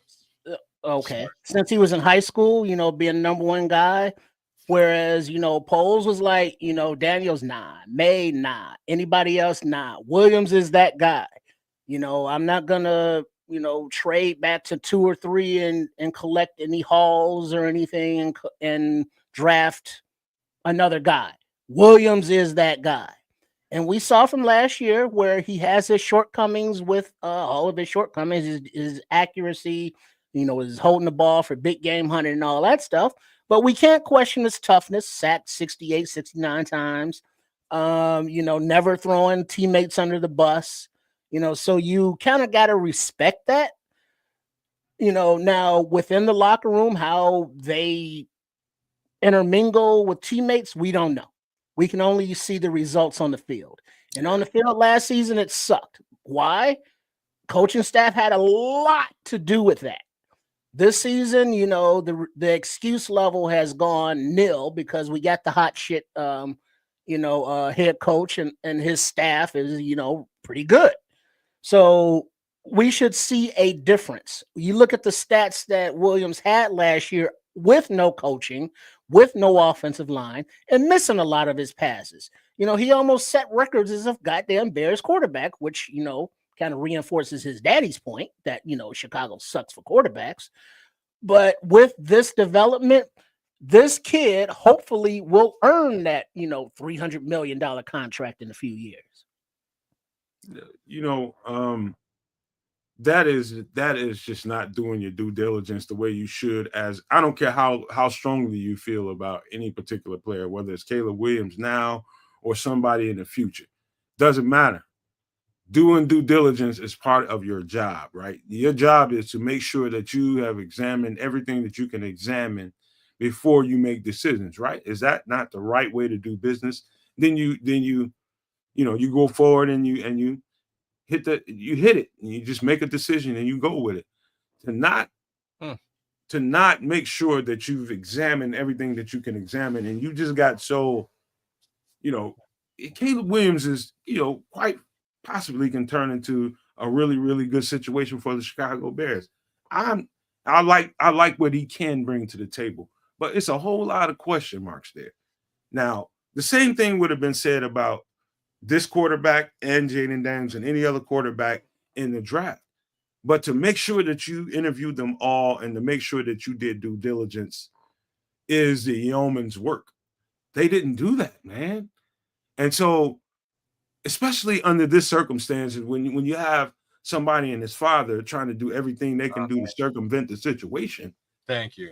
Why wouldn't you make sure that you have all these other ducks lined up? That shit was ridiculous. And I'm really slow to criticize Ryan Poles as opposed to a lot of other people. But this, I've got strong criticism to that. And it ain't got nothing to do with what Caleb Williams did versus what Jaden Daniels did. That's just beforehand. You know what I mean? I'm really glad you kind of clarified that right there. Nomad, you did a great job of clarifying it. My comments, y'all, it's not about Caleb Williams, the football player at all. It was really squarely about Ryan Poles, right? I just want to let you know I'm fully behind Caleb. I believe Caleb is the guy. I just needed, in my opinion, I needed Ryan Poles to show me that he did the homework and made that belief out of the homework. You know what I mean? He solved the equation. He didn't solve the equation is what we're trying to say here. There was no math. He just did eeny, meeny, miny, mo, and he picked a guy. Now, in this case, the guy's the guy we all favored. The guy's the guy that all the critics favored. You know what I'm saying? So I'm not going to sit here and hold him to account. All I'm saying is that the selection process, like Do It All 36, big ups to you. And every time you throw something in the chat, it's very conscientious. I'm not the comp. I did make a slight comparison between the Trubisky selection and the Caleb selection. It's not a player comparison I'm making whatsoever. I'm making a comparison between the way that the two Ryans went to market for a quarterback. Right, that's the comparison that I'm making here. It's not about the caliber of quarterback that was selected. At the end of the day, Caleb Williams has shown us a whole lot, and I do think that he's going to be that guy to take us a hell of a lot further than we've been in quite some time. So, you know, I'm behind the kid, and I believe in him wholeheartedly. I'm just saying that I wish Ryan Poles had done his homework. I wish he'd sharpened his pencil before we got here. That's all I'm saying. All I can tell you to that is it's quite obvious that I'm not 100% sold on him yet, and I'm not scared to tell you that. I'm not. I wasn't. It's been quite some time. I've been 100% sold on a quarterback in Chicago for a long time. Even with Justin Fields, it was a whole bunch of I hope. You know, a whole lot of question marks. I hope he can get over this threshold. I hope he can get over that threshold. That's the same thing with Caleb Williams. You know, we all want to feel good about it, and I do feel good about it. But it is a bunch of question marks. It's a bunch. And so let's get to another part of the conversation, and that is this. That is this. And, you know, you got to take from it what you will. You know what I mean? You got to feel about it, how you feel about it. Wait, what does that say? Now it's on your ass. That was part of the conversation that Boomer Esiason had. So he was on the podcast for about a minute and a few seconds, and they asked him the question about Caleb Williams and the story about Caleb Williams and him, you know, leaking, you know, information about what was happening, what wasn't happening in Chicago, and basically, Boomer Esiason is like, man, you know what? Shut your mouth, and just go out there and make it work. That's more or less what he said. And you know, I looked at Twitter when this happened, and I saw the takes on there, and it was a whole bunch of. I'll just leave it to you guys, man. I'm paraphrasing what he said. He said a bunch, but basically he said we set the table up as one. I'll help you out, man. Go ahead, man. So recently, former NFL quarterback and current radio host Boomer Esiason expressed strong criticism of the Chicago Bears quarterback Caleb Williams. Esiason's remarks were prompted by the revelations from Seth Wickersham's upcoming book, American Kings, a biography of the quarterback, which detailed efforts by Williams and his father, Carl Williams, to avoid being drafted by the Chicago Bears in 2024. These efforts reportedly included exploring legal avenues to bypass the NFL draft and considering playing in the USFL instead. On his WFN FAN radio show, Esiason labeled Caleb Williams' actions as breathtaking in the level of entitlement. He admonished Williams, saying, "Keep your pie hole shut and go out and play football and earn your keep and earn your respect." Esiason emphasized that Williams now bears the responsibility to meet the high expectations set for him, especially with the Bears' hiring of offensive-minded head coach Ben Johnson. Interestingly, Esiason's critique has been noted for its irony. During his own draft process in 1984, Esiason reportedly declared that he would never play for the Indianapolis Colts after their relocation from Baltimore, a stance that mirrors the type of draft maneuvering he now criticizes. I didn't really clue into this. Despite the initial controversy, Williams completed his rookie season. Blah blah blah blah blah. So maybe it's on Boomer Esiason's ass too, or maybe his foot is in his mouth more so than in his ass, or maybe somebody should put their foot in Boomer Esiason's ass. Maybe that's what should happen. So he turned around after doing virtually the same thing in 1984 and said it is bad on Caleb. How is that? I don't know. I don't get it, because it was Caleb's daddy who is quoted in the book as, like, looking for other avenues to make his son as successful. All I heard Caleb saying was like, "Yeah, I had to watch my own film." And then everybody just ran from there. It wasn't like Caleb was like, "These coaches sucked. They didn't coach me. They didn't do this." He was like, "No, I set up my own setup to watch film." And then that begged the next question. Well, why did you have to do your own setup? Where the fuck were the coaches? And he was like, I don't know. Trips, so it wasn't like he threw anybody under the bus. Trips, you know what this felt like on his face when I first seen it? This felt like what T. Collins said. It's basically, and I'm paraphrasing what T. Collins said, it basically sounded like some old white man shut up and dribble type of shit. Like, black motherfucker, do what I tell you to do type shit. And it was not, but when I read through it and I got to he was there to do a hot take. At the same time, there's some, whether Caleb Williams intended this to be the truth or not, but what he did was magnified the magnifying glass on him. Now it's on your ass. Look, I you got the guy you wanted now. What's funny about this is, like, I know what you intended this conversation, how you intended this conversation to go, and it would have gone there if I didn't read that little additional critique. It's already there, man. No matter what it is, but it also isn't, because what we just walked into is what you just kind of outlined. You just laid it out, saying this first kind of looked like a cranky old white dude. That's what it looked like at first. Talking shit about the black quarterback. And real talking, that's what it is. That's what it boils down to. Two things can be true at the same time. Fair enough. I'm just saying that. At first, I'm with you, and I'm with the boomer questioning of the situation up until I recognize that he's just a hypocritical asshole who's trying to get away from his own history by throwing somebody else under the bus you were talking about. So, like, that's where I am now. And you know what, Boomer? I liked you as a Bengals quarterback and all that, but fuck you, bro. You can shut the fuck up.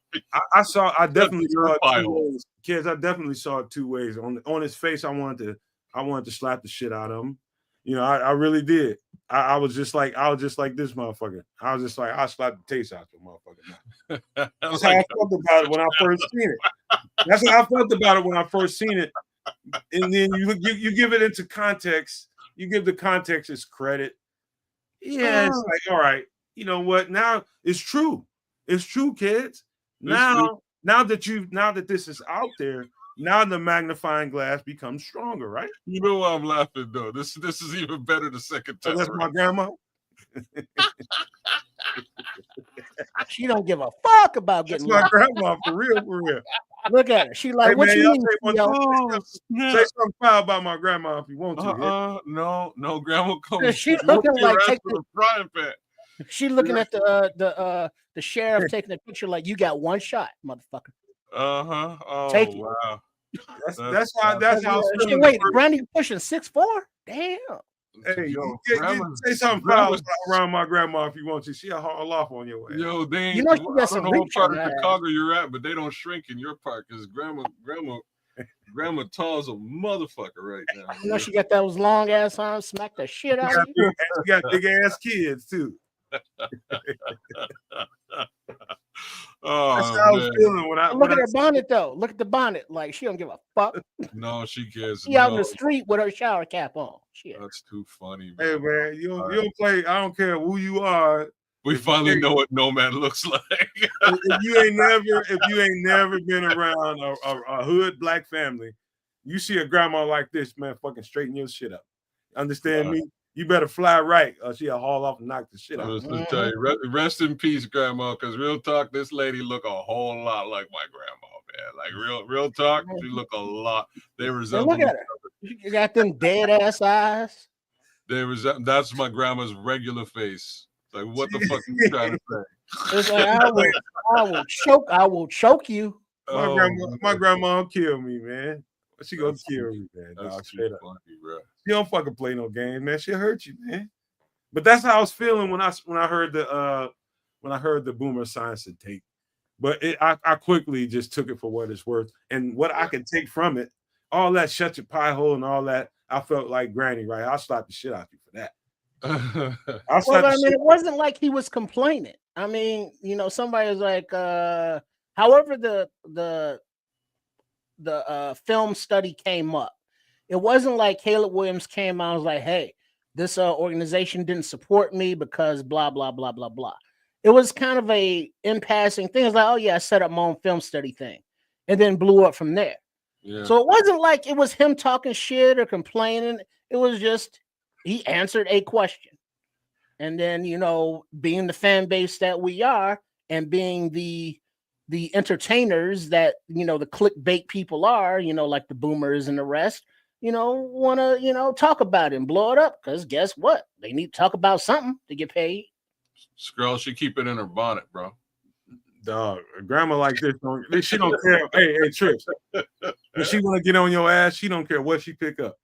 And she'll pray over your ass and call the good reverend around to the house after she done bust your head all open. She'll pick up anything to hit your ass with it. Well, the old school grannies, when they wear their house coats, you know what I'm saying? They don't wear no bras and nothing underneath. They just be swinging down low. But in their pocket, they keep that straight razor. So I'm gonna say something else now. All right, now wait for it. Okay. Every season, with respect to a quarterback who's in development here in Chicago, the good old awesome media finds some kind of way to spin the narrative against that quarterback. They always do. And I mean, every year systematically, like clockwork. And here we are smack into it. We're getting close. Like Seth Wickersham could have sat on this. He didn't have to put this in his quarterback book. There's so many quarterbacks out there he could be talking about. How come the only thing in that GD book that comes out that has any sort of validity or stroke or is worthwhile having a conversation about is with respect to the Chicago Bears quarterback? You don't hear anybody talking about any other quarterbacks in the book or in the league. His book is not really about Caleb Williams. There's just a little excerpt there, and it's saying this stuff about Caleb. Why? Because it sells books. Mm-hmm. It makes money. It is the easiest conversation to be had. Imagine quarterback turmoil in Chicago. Imagine that. No kidding.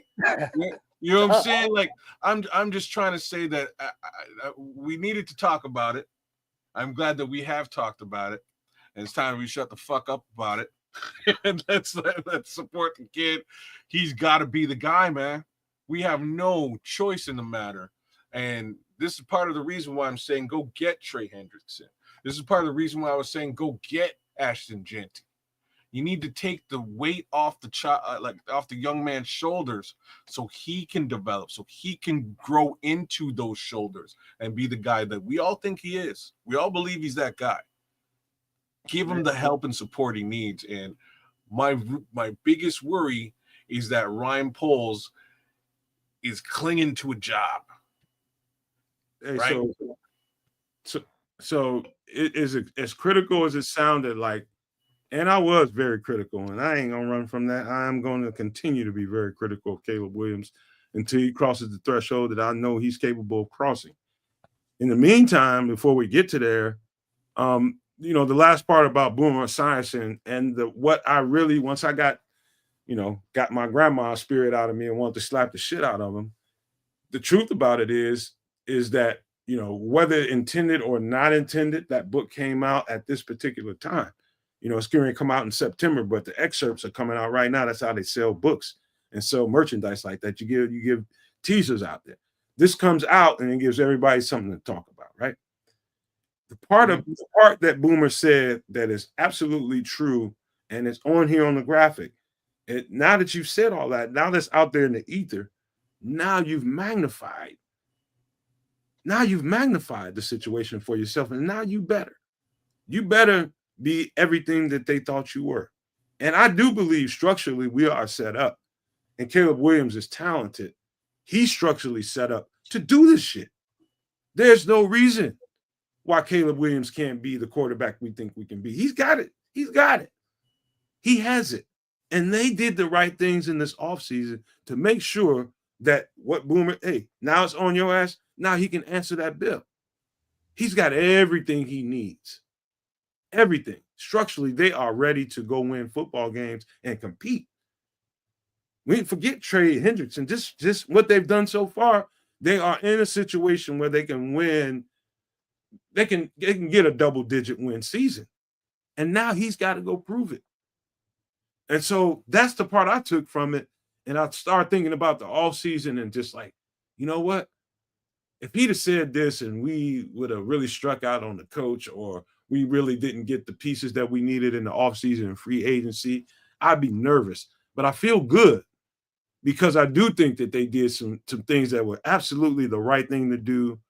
Caleb Williams, he's got everything he needs to be the ultra-talented guy that we think he is. Now he's just got to put it all together. All that film stuff that you need to be doing with your coaches, your assistants, and all that kind of shit needs to be going on right now. He needs to be religious to it. I mean, that needs to turn into his religion. Lockstep with your coordinator. Lockstep with your quarterback's coach. When you walking, they should be walking. When they're talking, you should be listening. When you're talking, they should be writing down notes. That's what it should be looking like at Hallis Hall right now. And so hopefully all this stuff about Boomer Esiason and all the stuff that we talked about here tonight, all that shit gets blown to the ether. If they just go out and win, all this shit won't matter for shit. But it just gave us something to talk about. I gave my takes on it. You guys gave yours. That's where we are, man. It is on his ass right now. What do you guys think about that? There's there ain't no question now. Yeah. You know what I mean? There ain't no question where the onus falls squarely. And to be frank with you, I think as a fan base, I think we're all really hopeful and thankful that Ben Johnson is the guy at the helm of all this, because I'm not sure if I could envision a more creative mind by way of offense to partner with Caleb Williams with all this weight on his shoulders, especially given the fact that, like, it's kind of the opposite, but especially given the fact that they weren't, in my opinion, able to solidify and fix that running back room. I think at this point, and who said it in the chat? Somebody said it, man. I think it was Derek. Guy. Might have been oh no, it's Richard Long. What up, Rich? Take the cape, not the ape, but I'm with you, bro. Take the cape off Caleb Williams and make him a point guard, mailman, not a big game hunter to win. And I think that's what Ben has to do. I think Ben has to turn Caleb Williams into Tom Brady. And I don't think that's impossible.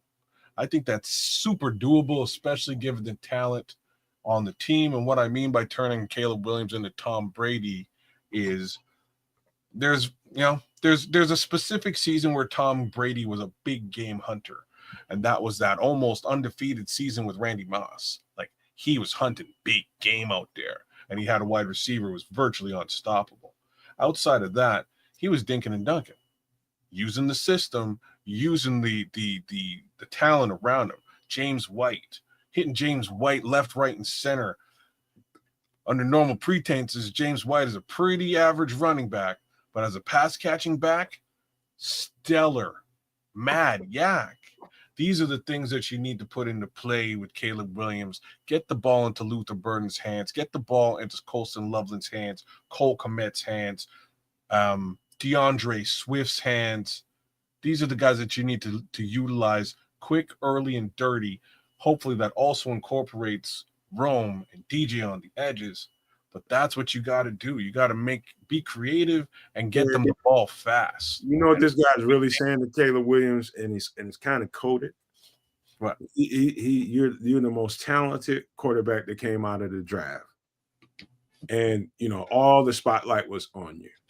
You got drafted to the Bears. You didn't want to go there, but you're there. You decided that you weren't going to blow up the draft, and you wasn't going to do all that kind of stuff, and you was going to go to Chicago, and you was going to make it work.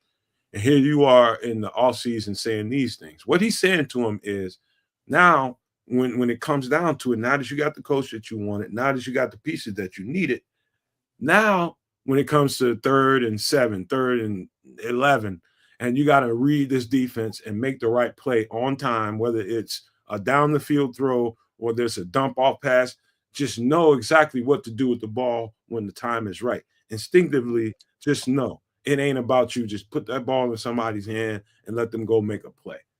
I think that's that's coded for what he was saying. Now it's on you to make the right play, not the wrong one.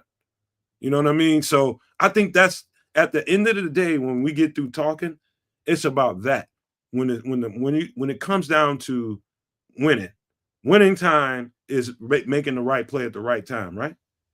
And not the wrong one.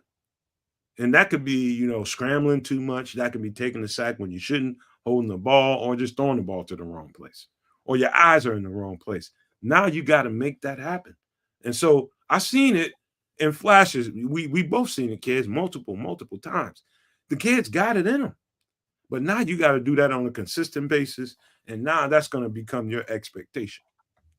Well, remember the not expectations, but the argument was Caleb Williams is coming into the best situation a rookie quarterback has ever come into. And we saw how that shit turned out. The offensive line depth that Ryan Poles was saying that he had never had. Nate Davis quit, tapped out, and then, it just went to shit from there. So looking at the situation that we're in now with this coaching staff and the players on this team, not only the upgrades on defense, but the weapons, DJ, Rome, Burden, Loveland, Kmet, now you got the free agent Dahlman, you traded for 2 guards, one of which is a all-pro type guy. You got a solid kid at right tackle, left is still to be determined. So yeah, it's the pressure is higher because the expectations are now higher that quote unquote Superman has a supporting staff and coaching staff. So yeah, he better start elevating his game, because there are no more excuses like, well, my O-line sucked, or I didn't have, coaching, or they didn't watch film with me or coach me up at all. Wow. Just with the little bit of input from the vast experience of this coaching staff and how to develop players, which they all have a history of doing, this year's expectations are much higher. So, it just is what it is. I mean, it's not like it's unfair or fair.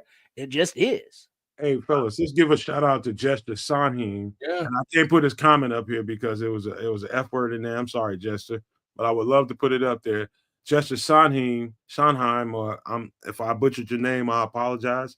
Here for the first time, new to the channel. He wanted to give us a shout out and let us know that he was new. Diehard Bears fan, man. Thank you for being here, Jester. We definitely appreciate you, my guy. So big ups to Jess. I was going to do exactly the same thing. Like I say, chat's been all on fire tonight. Scrolls is asking if the defense, falls on its face again next year, this coming year, and can't stop the run. Is it Caleb's fault? That's defensive shit. Come on, Scrolls, man. Stop doing that, man. Doing what? So Scrolls is trying to Scrolls is behind the guy, but hold on, let me round it out. Even Triple R sort of saying, like, is it the offensive line's fault? Is it Caleb's fault if the offensive line falls flat on its face? At this point, none of that. Well, kids, the best play he can make sometimes is the play he doesn't want to make, and that is just dropping it off to a running back or a tight end. Wow, bro! And this is where I was going. At this point, there is one area that was not addressed, and it's the running back room. And at this point, that's what he needs to do. And that's what I meant. And do it all 36. Bring it back to you, bro. You were sort of saying that his game more resembles Aaron Rodgers than it does Tom Brady, and I agree. Caleb Williams looks, smells, and feels much more like Aaron Rodgers.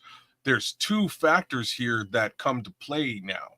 Factor A is that deep ball isn't sharp like Aaron Rodgers' deep ball, at least not yet. I think it'll get there. The other piece is you need a running game to be Aaron Rodgers. You need to have the threat of a run game, and I'm not sure if we have that. So what do you do when you don't have a threat of a run game? You dink and dunk, and you open up the deep game. That's what he needs to do. It's exactly what hopefully that's the game plan from good old Mr. Rodgers. Sorry, Mr. Johnson. He gets the tight end wide open. He gets the slot receiver wide open. And they do some very interesting damage between that slot, that tight end, and DeAndre Swift. And I'm going to bring the name DeAndre Swift up again. As much as I am sort of on the fence with DeAndre Swift, there's one area of his game that is, in my opinion, elite. And that is that pass-catching back portion of his game. I don't like him as a straight up and down north-south runner. I don't really like the guy as an east-west runner either. But as a pass-catching back, his game is elite, y'all. So I'm gonna put it out there that way. If they utilize DeAndre Swift more so like James White, I think we might have something here. That's my 2 cents. Because there were many times last season when Swift, was open in the flat or on a swing, but Caleb was like, nah. Maybe with some coaching, he throws that little dump off and lets the athletes make a play. We shall see. Hey, you know what, Trips? And it's all about coaching there. If the play, this is just saying that the point that you're making about Swift being open in a flat on a swing route or something like that. If the play is designed that's where the ball is supposed to go, then you make sure you make it clear in the headphones that, hey man, if you swing this out to DeAndre, that's your first option. You don't, it's not okay, look downfield and see if this. No, that's your first option. You get this dude the ball. He's an asset when you put the ball in his hand in short area, let him run. If he gets 6 yards, he gets 4 yards. Give him the ball, and we're going to do it again. If they don't D it up, we're going to do it again. You know what I mean? It's simple things like that. Caleb Williams is a big game hunter, just like Justin Fields was. He likes to look down the field. And to teach and coach that out of a football player, it's a tepid conversation, man, because you don't want to really overextend yourself with that because you're going to take the player out of the player. Well, no, but there are times in coaching when you have to, on the practice field, work out the negative issues. There was a complaint that one of the 18 coaches had with the Flus regime was on the last play of practice, was incomplete or a dropped pass or a missed tackle. It's like, nah, we're going to run that shit again until we get it right. Whereas Flus was like, yeah, we'll figure it out during the game. And this coaching staff seems to be more, perfectionist to where it's like, no, we're going to get this right on the practice field because guess what? We can't get it right on the practice field. We're not going to get it right in the game. So just that difference will be helpful, I believe. So I just want to address a couple of things in the chat here. So Scrolls loves him some Caleb Williams, so he's trying to change the subject. So he's flipped it over to the defensive side, which we talked about a little bit earlier on, Scrolls, before you jumped in. Love you, brother. We're talking about Trey Hendrickson potentially making him a part of the Chicago Bears, and I'm with it at this point. Scrolls are really talking about how the defense imploded last season, and what about that, that inability for us to stop the run. I'm going to say a couple of things just about that specifically, and I'd like to think that that is solved, and I'll tell you 3 reasons why.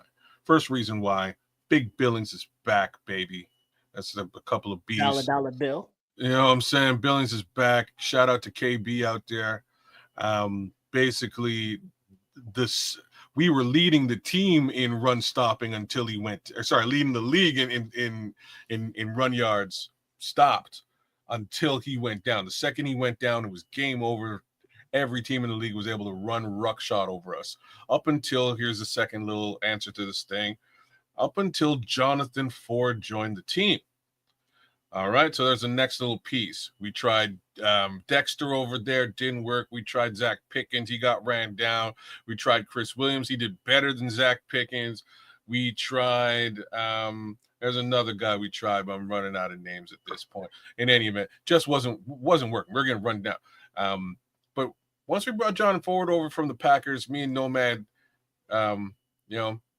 we had a conversation about it, and I was like, as per normal, I can't stand Packers players being repackaged in orange and blue. Can't stand it, hate it, but it worked. He's good. He's actually pretty good in the middle, and he did a pretty solid job of stopping the run in Billings' absence. The next portion to all of this is actually twofold, and that's Grady Jarrett as well as Shamar Turner. So we've now got 2 more defensive tackles who can really add to what Andrew Billings was doing, especially in his absence. So I'm a little bit less worried about, what do we do when Billings is down? I think we might have a couple of answers to that situation moving forward that isn't quite as questionable as it was last season. That was really the major malfunction for this team last season. I think they put a decent amount of capital into that. You could always kick in Deo Odangbo into that DT position too, if you wanted to do that as well. So there's a few different ways we can address it. So let me address something. Jester was just saying something about good offenses scheme guys open. I'll say that one more time. Jester, new to the channel, thank you for being here. We welcome you to the community. Can't wait to have you here on many, many more shows. But what he's saying is, I'm going to take it to another level. He's saying good offenses scheme guys open. And so you can have the best route tree and the best route patterns and the best route concepts in the world in your offensive setup, right? You can have this guy who's very dynamic, that guy's very dynamic, and all across the board. What makes the difference between whether a play works or whether it does not work is if the players that are not involved with the ball. So if this play is going to DJ Moore and you got Cole Kmet and you got Colson Loveland on the field in that setup, and whatever setup they've got, and you got, let's just say, DeAndre Swift is in the backfield, Kyle Monangai, their job is to get out and make sure that these certain blocks are executed. So when you hear coaches say it takes all 11 for a play to work, I don't know that everybody understands that. In the energy of scheming guys open, these plays will work. I don't care how good an offensive coordinator is or not. All you have to do is get people to buy in the fact that when you don't get the ball, did you do your job otherwise? Did you get that block? Did you execute your block? Did you seal that guy when it was your time, when that sweep came to your side and we needed you to seal that guy to the outside X receiver or Z receiver? Did you seal that guy and make sure that that guy had an alley to run the ball? That's what it comes down to. And talking about Caleb Williams in particular, when those plays, talking about the swing out to the DeAndre Swifts of the world, did you actually see that as a play that can work, or did you just see that as, all right, I don't want that play. I'm gonna go down this way. No, take that play. Take that play, Caleb Williams. Take that fucking play and live with it and get to the next play. If he busted out for 60 yards, great. But if he only gets 4 yards out of it, you can get that later. But it's the execution of everybody else's role, man. It's boring as hell. It's boring as hell, but none of it works unless every last one of them execute their assignments. Yeah. Period. No, you're bang on, man. If they don't, everything goes to hell. And this is where I know we put a lot of onus on the left tackle. I'm gonna sit here and say that Braxton Jones wasn't that bad last season. Like, he wasn't that bad. He was all right. Wasn't great. But at the same time, them days when he's playing great, you got a poor center / right guard. So now they're coming through the other side and flushing Caleb out. Right? It was not a good scene on that offensive line at all last year. So there's a lot of places for, with respect to improvement. And I'd like to think this time around that Ryan Poles has actually improved this line. So I'm a little bit less trepidatious with it. I think the left side will hold up under Ozzie, and I think the competition is real, right? That's my thoughts at this present moment until somebody proves me wrong. You know what I mean? We got a couple months to go before we get to real shit, but we should be able to see some stuff happen in training camp, etc., and get a better understanding as to what that line play looks like. But at the end of the day, it should be, you need if you can't establish the threat of the run, you need to establish the threat of the dink and dunk. It's just the way that she's going to go. Get those 2 to 5 yards, get that short yardage quickly. And if you can establish that under the same pretense as the run game would do, it's going to bring defenses towards you.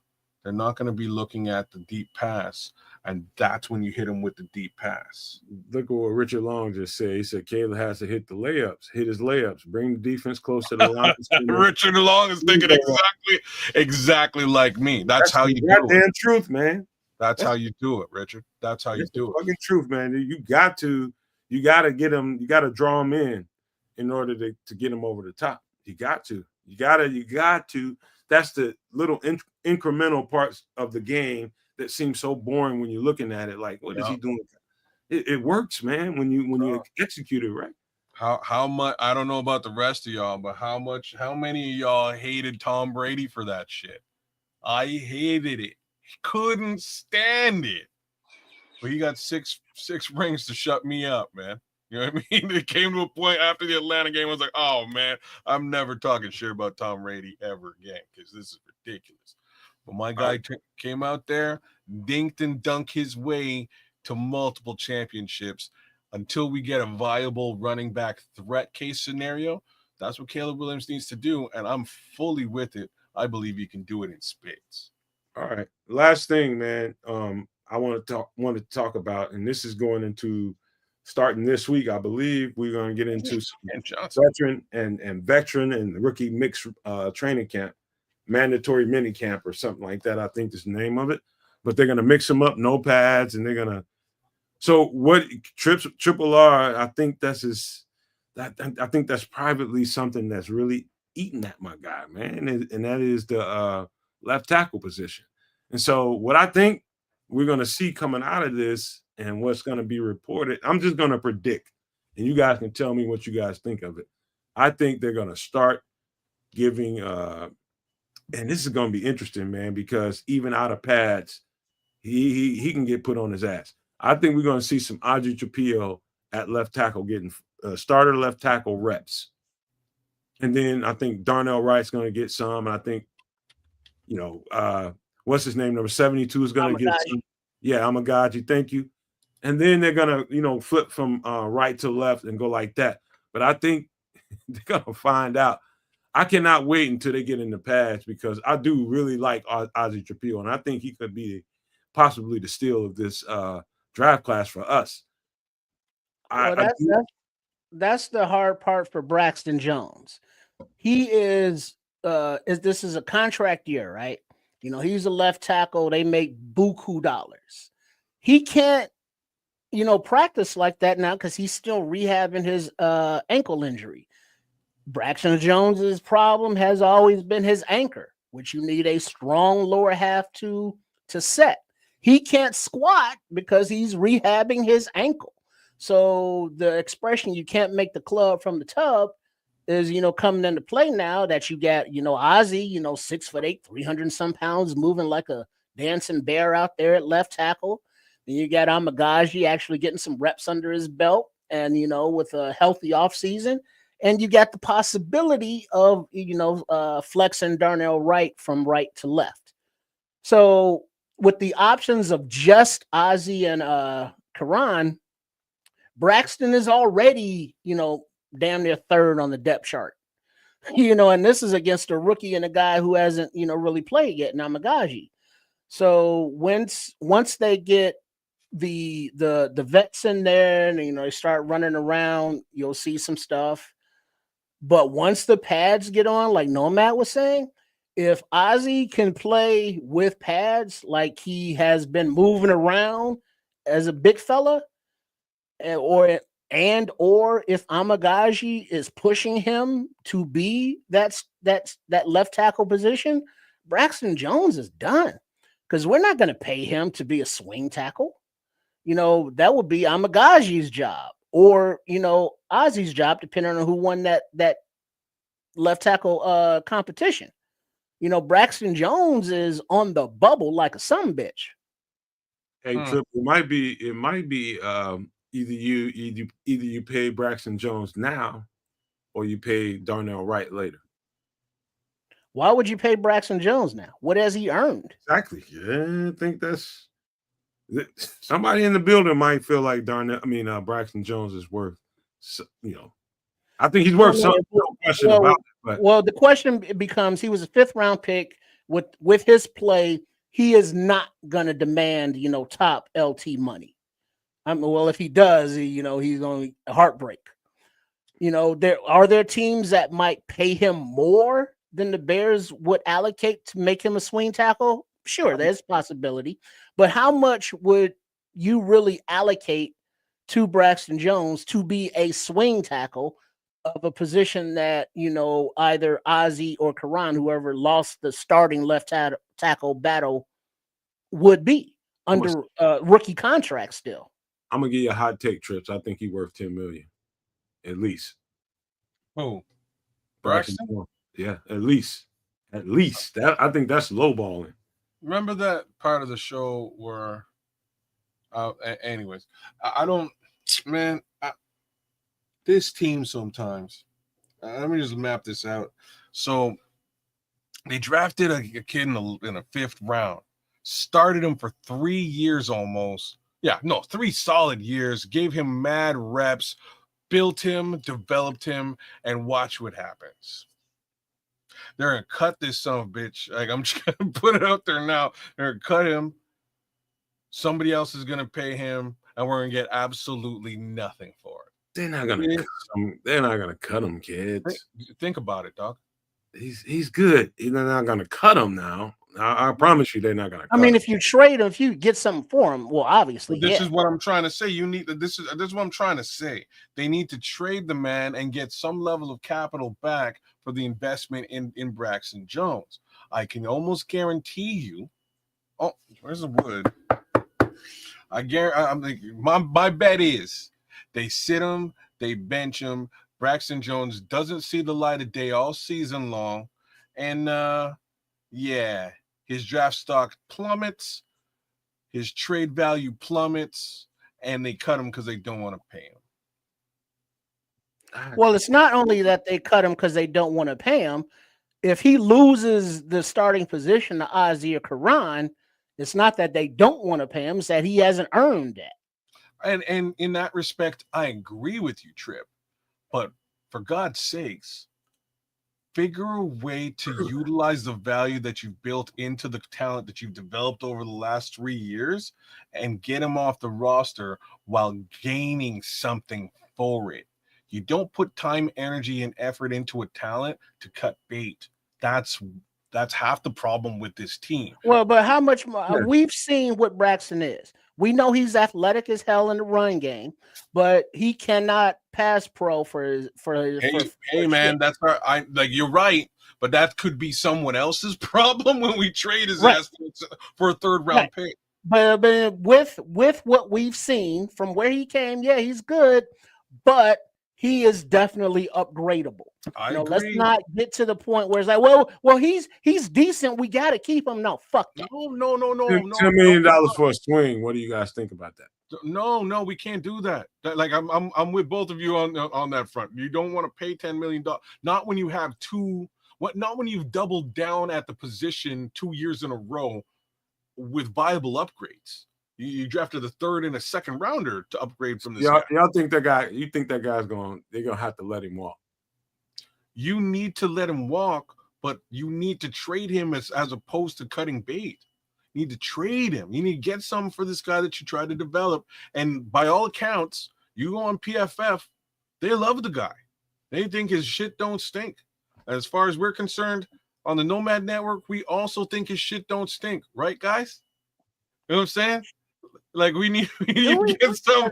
Because I'm kind of over here like, yeah, he's okay, but damn. Braxton is better. Braxton is better than advertised, and you know we watched that guy. Here's the problem: is exactly what you guys said. We watched that guy in Pass Pro. When it comes down to it, I can pull up some shit right now if you guys. Damn it, chat! I'm trying to sell Braxton Jones to the rest of the NFL right now. I'm trying to do it. Y'all was like, no, Braxton can't. Braxton has proved to me that he's a viable left tackle in the NFL, a viable starting left tackle in the NFL to get you. You know, I don't know that Braxton Jones is a starting left tackle in this league. You know, for some team, you know, I think. You know, the team that really thinks that guy can get a better lower body and a better base and can really sit down on his blocks and not get bull rushed and pushed into the quarterback. For those people who think that, God bless them, man. But I think Braxton Jones, this is just my personal opinion. I think Braxton Jones' best role in the NFL to me is to play a supportive role. And that is, I think he make a great, not only a good, but a great swing tackle. That means you need to learn the right side too. So Braxton Jones, whenever he comes back, if he's a part of this camp, Braxton Jones better be rushing to the right side to try to get some reps over there. That's going to advance his career. You know, but in this situation, I don't think when the smoke clears, Braxton Jones is going to be our starting left tackle. I hope we'll see if I'm wrong or right, but I don't think so, man. I really don't think he's going to be starting left tackle with his team. I'm just saying. Well, look at the chat, kids. Most people are like, "Yeah, let's get what we can for him." That's what I'm trying to say. That's what I'm trying. Like, look at what Mike Tomlin does with every head case wide receiver on the planet. He puts them out there, whether he likes them or not, whether they're driving the entire locker room bananas. And then the following year, after he's built enough capital and developed the guy, he gets a second rounder for him. That's just what he does. He does it every year. There's no reason why the Bears need to develop these talents and then go, oh, well, we don't want to pay them. Still. He was a fifth-round pick, so if we can get something, you know, sub fifth round, you get a fourth round, come up. You win, bro. You get a fourth. Come up. If you get a fourth, you win. You get a third, you're laughing. That's what I'm trying to say. Every team needs a left tackle. Every team needs a viable left tackle. Every team, for the most part, needs a swing tackle. We just happen to have 3 of them right now. We only have to pay one of the 3. So, you know, ink of bink, a bottle of ink. Like, figure it out. Who's swing tackles? We in trouble, bro. You hey, Cincinnati Bengals, we can offer you a slightly used Braxton Jones, a nice Cole Kmet, and a 4th round pick. Boom. You know what, Braxton Jones, man, I really can't. It's hard for me to take. I might be the main criticizer of Braxton. You are, bro. You are the worst one of the 3 of us. I just know he's not a starting left tackle. Wait, Levante, nah. If you're talking about Tooney, he's a left guard, big boy, baby boy. Well, hold on. He played left tackle all season. Yeah, but he sucked at it. I will agree with that too. I mean, Tooney is not he can play left tackle, but not very well. You don't really want Tooney playing left tackle. You don't want to play left tackle. He's a Pro Bowl caliber left guard, and you want to leave them there. So you use the kids you just drafted, give them the reps, let them go. If Ryan Poles was brave, like just let's think about where we're at here. Ryan Poles came in here brave, put a fifth rounder to protect his rookie quarterback, and it only slightly worked out. You know what I mean? Like it was all right.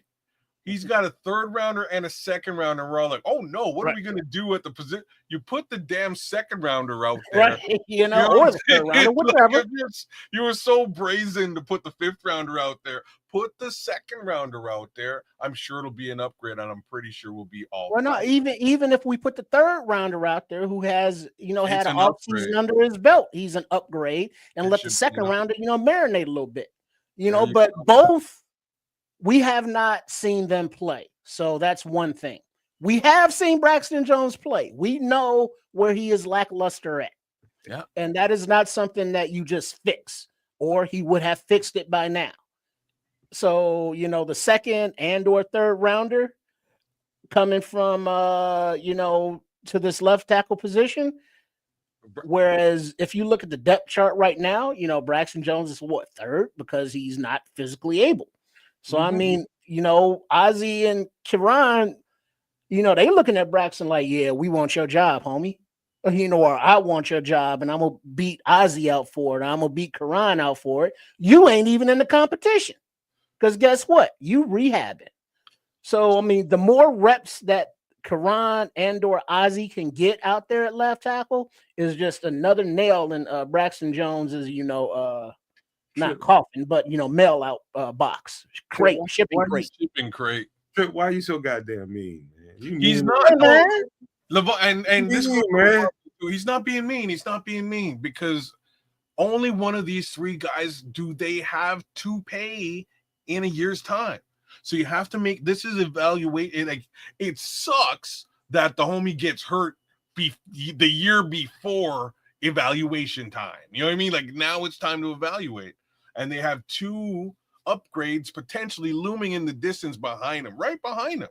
It is an unfortunate situation for Braxton Jones all around. But at the same time, this is a fifth round pick who's got 3 solid years of development at a starting level at left tackle. Like there's a massive upside for him. We're just at a bit of a different plateau. And if the Bears want to play, like Levante, if the Bears want to pay Braxton Jones, he'll be the starting left tackle this season, right? Like if they want to pay him in 2026, I have a strange feeling that's not what they want to do, considering that they drafted at that position 2 years in a row, right? And if Ryan Poles said, "Hey, Coach Darren Rochar, offensive line, you got you're inheriting Braxton Jones and Kiran, and we just brought in Ozzie. As the offensive line coach, who can you work with? Who can you develop? If you can develop Ozzie and or Kiran, Braxton is kind of like odd man out once again." Hey, I'm gonna ask you guys a question, man, and I'll start and I'll put myself and fall on the sword first. I'm gonna ask you this specific question. We thinking about, free agency, the last season, what we still have from that last season, who's still on the team. We're talking about draft. We're talking about what we have moving forward. Now, I'll be honest with you guys. I don't have a lot of reservation when it comes to when I think about this team completely and how I think we can play. Given the schedule that I just saw, which I think is a murderer's row, I think that's a really, really motherfucking tough schedule, bro. But if I had to give you my honest point of trepidation, what worries me, and when I think about the Chicago Bears as a Chicago Bears fan, what worries me at night? What keeps me up at night? If I had to give you one single thing in one position, I'm just going to give it to you how I see it. The one thing that I'm worried about is if Caleb Williams get it and put it together in enough time to get this thing going. That's the one thing I'm worried about. Can he get it, put it together, and execute it and get it off and really make this thing work? That's my own. I'm talking about offensive line. I'm talking about receiver. I'm talking about defense. Any position. That's the position that I'm most concerned about. It's not me trying to single out him.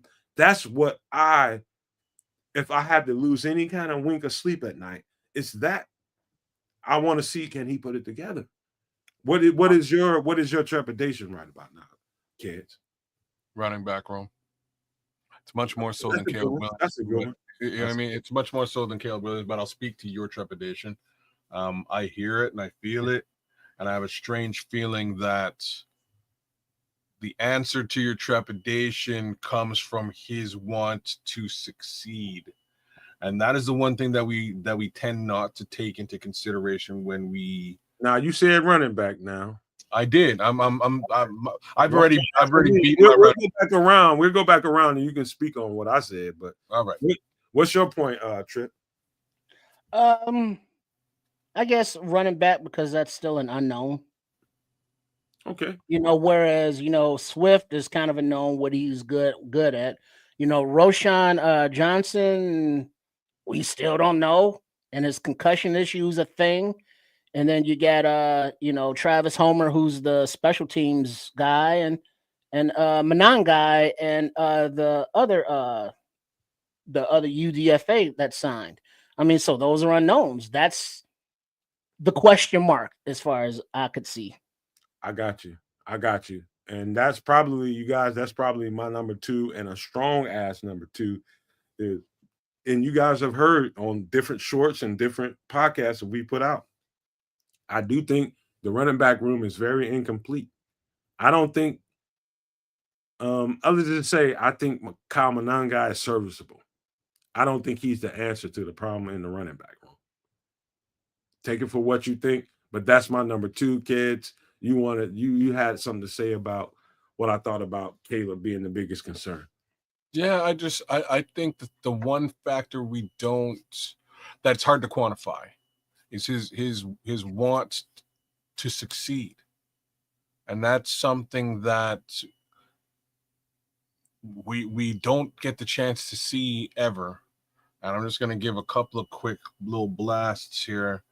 Even though it's off season and all of that, when Ben Johnson was hired, Caleb Williams was all up in his DMs, all up in his texting the man, hollering at the man, hey, what's going on? Glad to have you coming through, et cetera, et cetera. Weeks before this, he was courting Ben Johnson. Went on the St. Brown brothers. I was like, hey man, I don't give a shit about y'all. How's your OC doing? You know what I mean? Like, it just kind of razzed them about it, hoping that he would show up, and eventually he got the guy that he was looking for. I'm also going to soft say some things. I have a strange belief that the selections that were made in this draft had a lot to do with Caleb Williams and his relationship with our new head coach. So let's say it like that.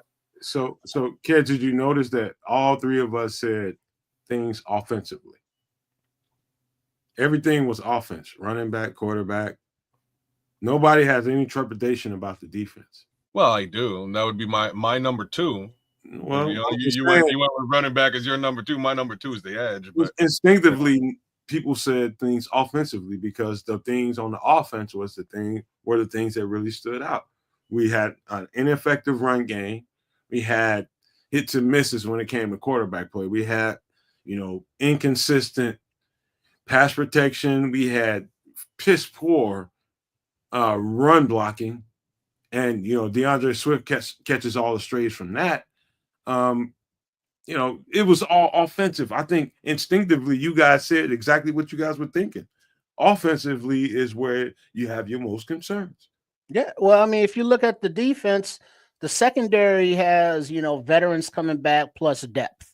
Yep. The safeties, veterans, defensive line, quite a few veterans and young guys developing. The running back room, the only proven commodity is Swift. That's it. That is, you guys might think, oh, I love Kyle Mananga. I love what he brings to the table. I think the world of listen, man. Listen, man, the only person in that running back room that has done it and proved that he can do it at a high level is number 4. And if you guys have a different opinion than mine, great. My opinion is going to remain that running back room is incomplete. Period. Well, like I say, I'm with you there. My take is one more time. I'll say it twice on the show, and I hate doing it. But I don't like them. I don't like Swift north south. I don't like them east west. I'm saying all 4 directions. Okay, Sam, I am. But but I do like my green eggs and ham when he's going out to catch a pass. Nicely done. Thank you. So that's where I like him. I think he is a dangerous pass catching back. I think he's killer with the yak. I do not like my green eggs and ham. You gotta. I broke into a rap there too. I had some bars going. Did awesome. You check out that short that I put out when I highlighted? When I do the shorts and I put the shorts out there, we all have takes on each subject matter that we're talking about. What I end up putting out is who has the better take. Sometimes it's Triple R, sometimes it's Kid, sometimes it's me. Really doesn't matter to me. I don't give a shit who has the better take. I just want the better take out there. And recently, like the subject that you're talking about DeAndre Swift and him not being utilized in an effective way. I think that was a really hot take that I think everybody in this offseason should take into the next season and remember that DeAndre Swift, no matter what you thought of him, he wasn't utilized in the way that he should have been utilized properly. You know, you use him as a, just get the ball in his hand, whether it's handing it off to him, whether it's swinging it out to him, dumping it off to him, get it in his hand, block it up, and watch him show improvement. Get him in open space, man. Get him in open space, and he's that's what you were saying. Well, that's the thing, though. If you remember last season, the first few games, it was like, oh, this Swift kid sucks. And then he had, his quote unquote breakout game. Is like, oh shit, he can actually play. Yeah. I think Swift is in that same boat on the offense as the rest of the offense was, and not being coached. You look at Simo and his run game coordination, which was like bullshit. And then you look at the utilization of the backs and how were they deployed and the plays called, and it was all bullshit. Until maybe when Thomas Brown got in, when he was just the offensive coordinator, not when he was the head coach or interim head coach, but coaching matters. And I'll say it again, not only for Caleb Williams, but for the running game. And if Dan Rochar is, worth his weight in salt, he will coordinate the offensive line with the running back game and the pass protection. So the coaching all the way around should improve the opportunities for Swift to shine, because they're going to put him in a better position to succeed with coaching. At least that's the plan or the hope. Mm-hmm. Let me just touch on this White Ghost comment here. So what we're talking about is probably the 2 best offensive lines in the NFL. You know what I'm saying? Like, of course, Swift did well with both of those teams. You know what I'm saying? Like, they're 2 dangerous offensive lines. But maybe the Bears have a dangerous offensive line in 2025 too. So perhaps DeAndre Swift will look a little bit better this season than he did last season. All I'm really trying to say is where he wasn't really utilized was in the passing game. He just wasn't used effectively in that passing game for short yardage case scenarios. The few times he was used in that capacity, he excelled. And even in college, go back and watch DeAndre Swift's college film. He's a really good pass catching back. So I hope they utilize him a little bit more. So, this time around, yeah, White Ghost, I'm in agreement with you there. So, watch him as a pass catching back. You'll be impressed at what he did in college. I think he can do that for the Bears this time around if they switch things around a little bit. In my opinion, you guys, this is how I see DeAndre Swift. And this goes back to me covering the draft and us covering the draft over here at the network. I felt like what was missing in the Chicago Bears running back room was a very physical running back. And that is to save DeAndre Swift for certain downs and distances where you can really make that guy effective in the passing game and the run game and really amplify what that guy's skill set brings to the table. And so for me, I keep this private to myself, but I'm going to say it live on the Nomad Network tonight.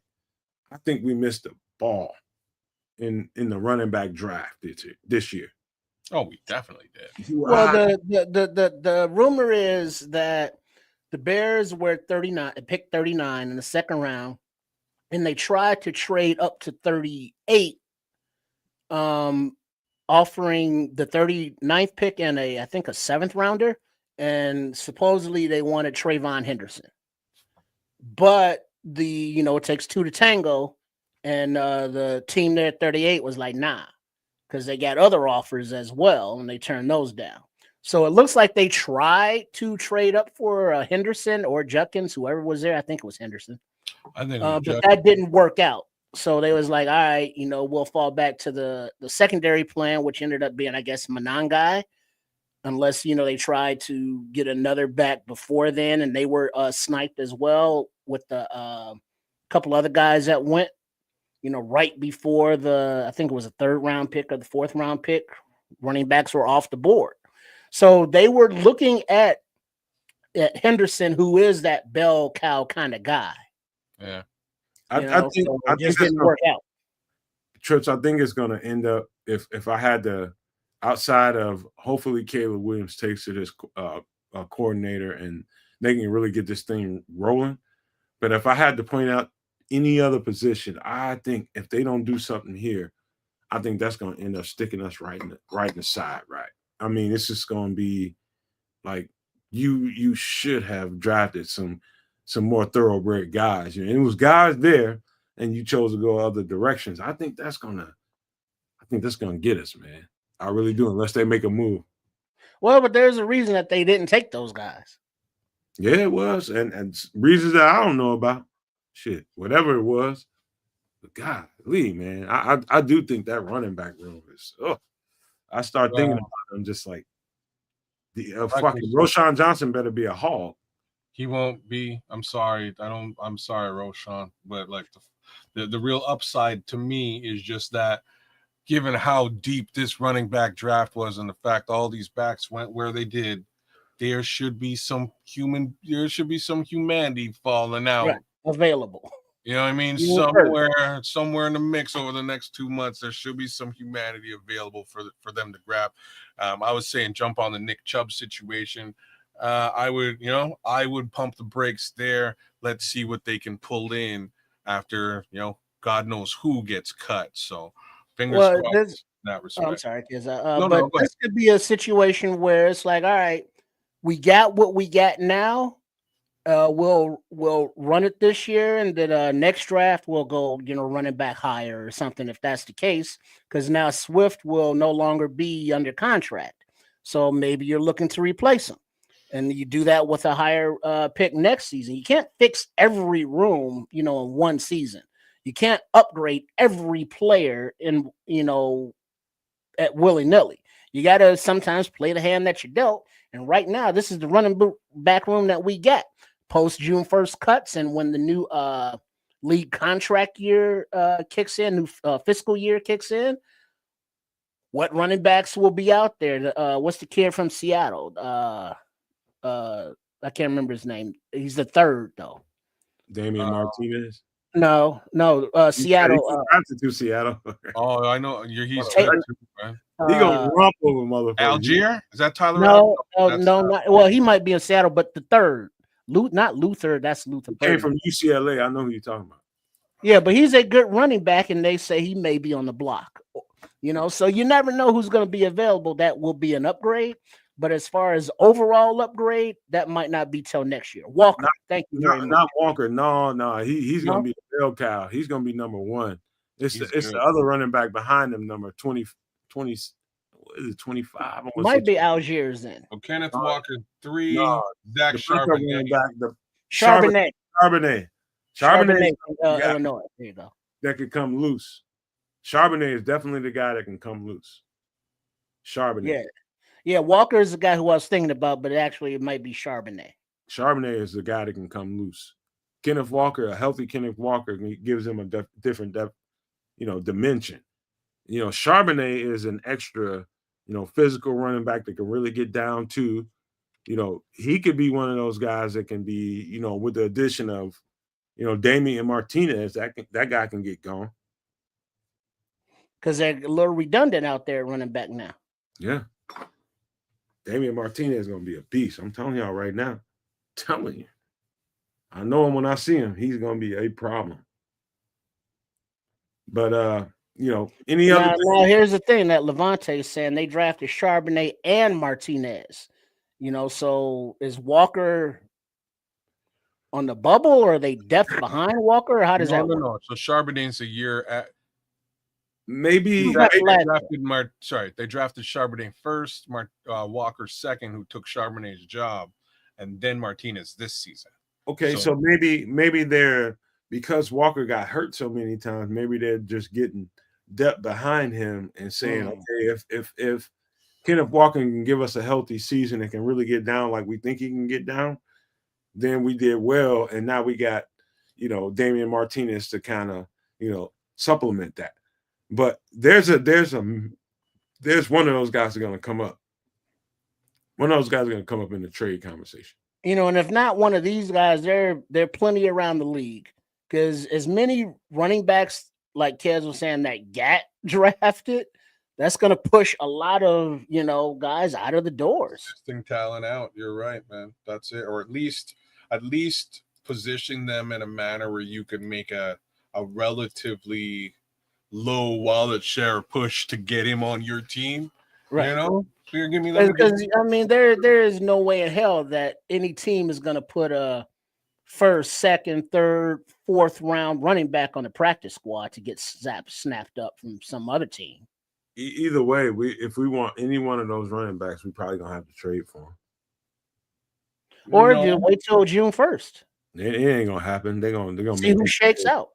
They ain't gonna. No, June 1st is it, man. June 1st is it, because you still got the 90-man roster to check out and put together and pay. Sorry, the 53, right? You still got the 53 to whittle down to and pay people. June 1st, you're saying, look, I'm paying you now for the season. We've made a decision on you early. We haven't made a decision on you. We got to let you go before we have to really pay you. So June 1's a big day. Running backs should be falling from the sky.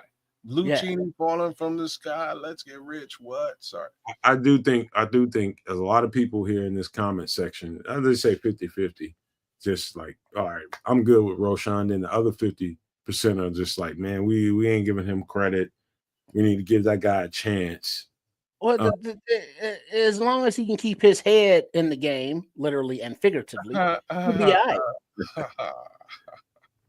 right. But you can't mess around with concussions, especially, you look at Brisker as a safety, strong safety at that, and then a running back, who we've seen Roshan run, and first thing he does when he's approaching contact, he drops his head, so he's leading with his head. Can that be coached out of him? We hope so. But running back with a history of concussions who leads with his head ain't a good look. Remember how when Roshan was drafted and the whole fan base went crazy based on probably highlights they saw of Roshan Johnson. And everybody just was sure that this was the answer. We can let go of Khalil Herbert.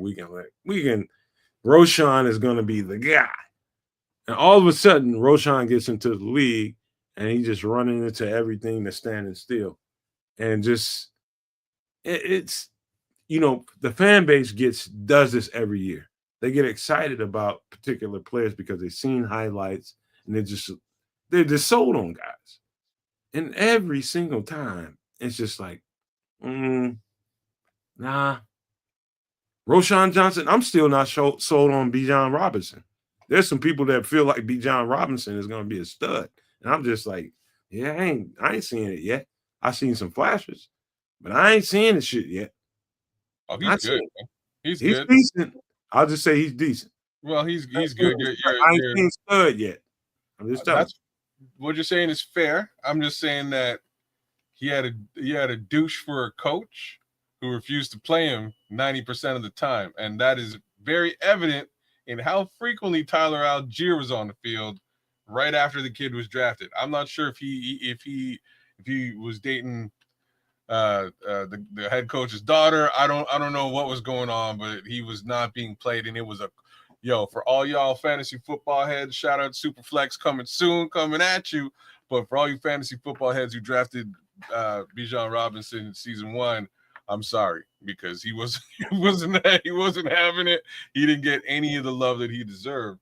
But he's starting to come up now, man. I think he'll get more opportunity. That being said, I really hope they cut bait. I hope that Tyler Algier is one of those guys that winds up falling off the truck.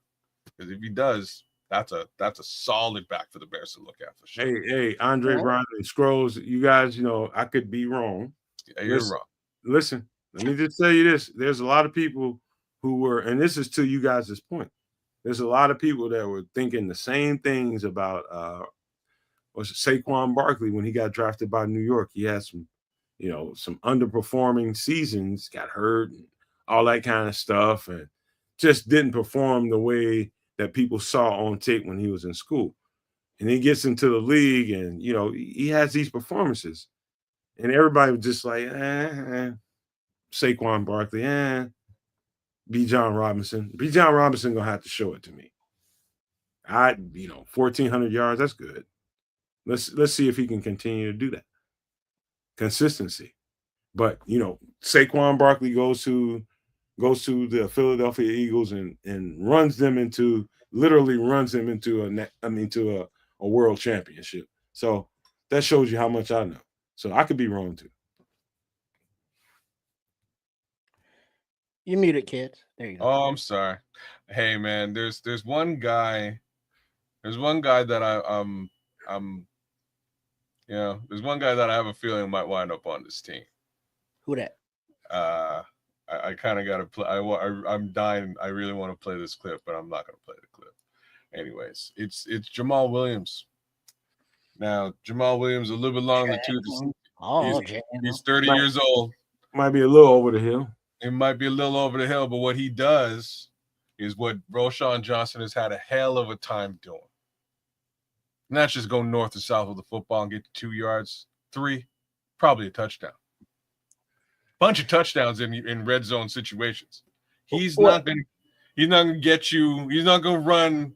You know what I mean? He's not gonna get you long. He's not fast. He's not east. He's not west. But north south. Well, can we do that with Mr. Hankey? Hidey high. You know what I mean? Hey man, I'm hoping the way things look, it kind of looks like that might be the case. So fingers crossed they can develop that out of him and get that out of him too. So I don't know. Because at some point we gotta allow this coaching staff to develop players. And if we're bringing in 31-year-old guys, that's kind of taking away reps from the young guys. Look at what Deion Harris is saying. He says, and stop looking at stats with Roschon. They did not.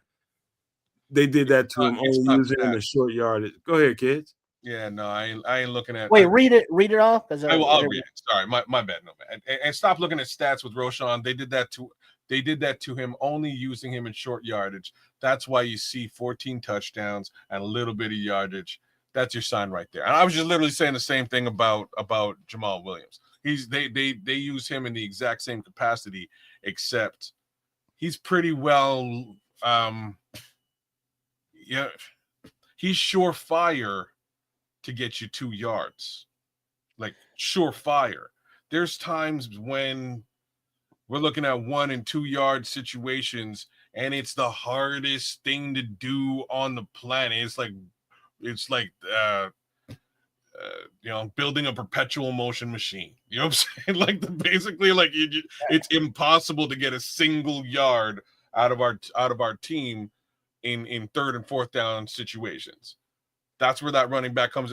Bucket. We'll give it to the center. We'll give it to Doug Kramer. Right. He'll do it. You know what I mean? We just Eric Bieniemy ain't having that. You know what I'm saying? Somebody needs to own that, and it needs to be done. That's the issue with Roschon. It's not an issue of You know, is he getting big yak? Is he getting mad stats? It's when it comes down to fourth and 1, 3rd and 1, he's consistent, and we're getting that first down re-up. Just isn't consistent. Where's Sam Moet? Because he would get a chubby with this comment right here. Yeah, we're talking about this. Okay. Look, man, Levante is he is Nomad cloned. I've been saying this for quite some time. He says Jonathan Taylor this year, Saquon Barkley. I'm just gonna leave it there. He's 26. Good Lord, if you want to trade and make a powerful trade, I don't think, to be honest with you, I don't think Trey Hendrickson is hardy as his stats are.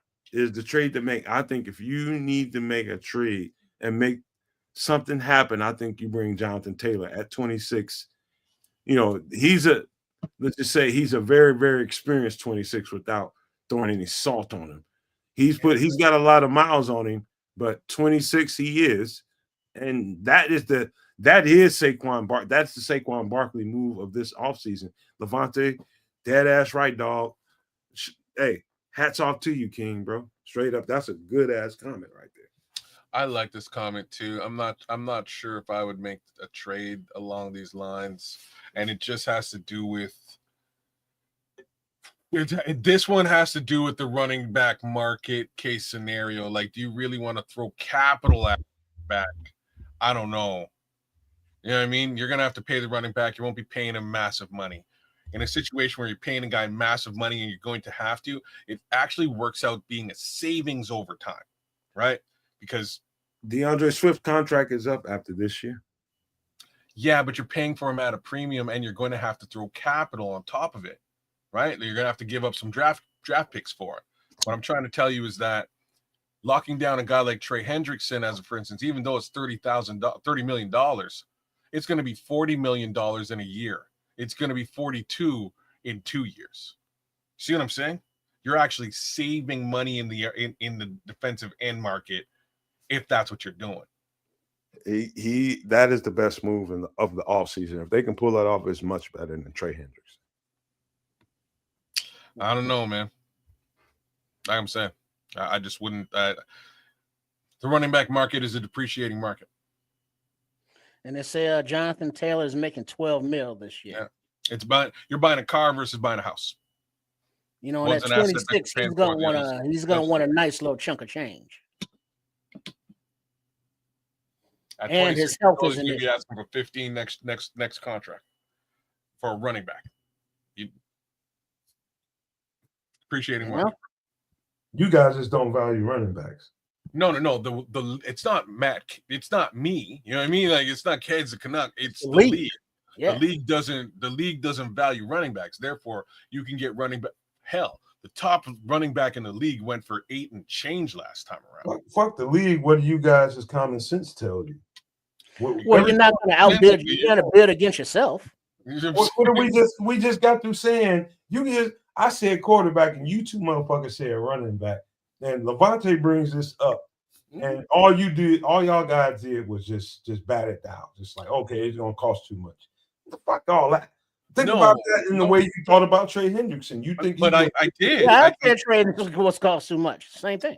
So you think Jonathan Taylor would make us significantly better? It's different from me. So yeah or nay? I do no. I'll answer your question, and I do think in both cases they would both make us significantly better. The difference is you can find another high caliber running back for less money if you wait around. You're not going to find another high caliber defensive end for less money if you wait around. That's the difference.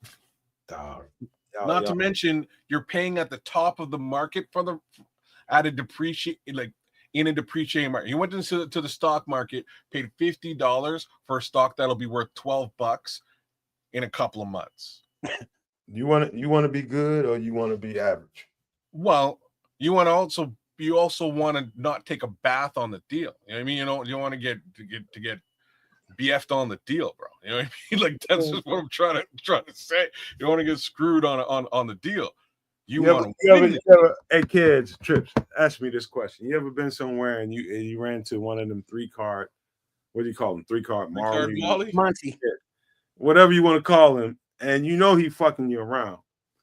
And you feel like you feel like you got the answer to it. You've seen him, you sit up there on the sidelines, you watched him, you're like, I got him, I'm finna get him. And you walked up there and you gave him a couple coins and he got you. You're gonna tell me this, not that particular situation, but in my world, we see guys like that. Triple R, motherfuckers just running around. Well, in my world, back in my Angel days on the train, when the 3-card Monty guys would be on there, or when they had the wine caps with the berry underneath, and they'd be moving that shit around like that. Those dudes ain't alone. They roll like 3-4 deep.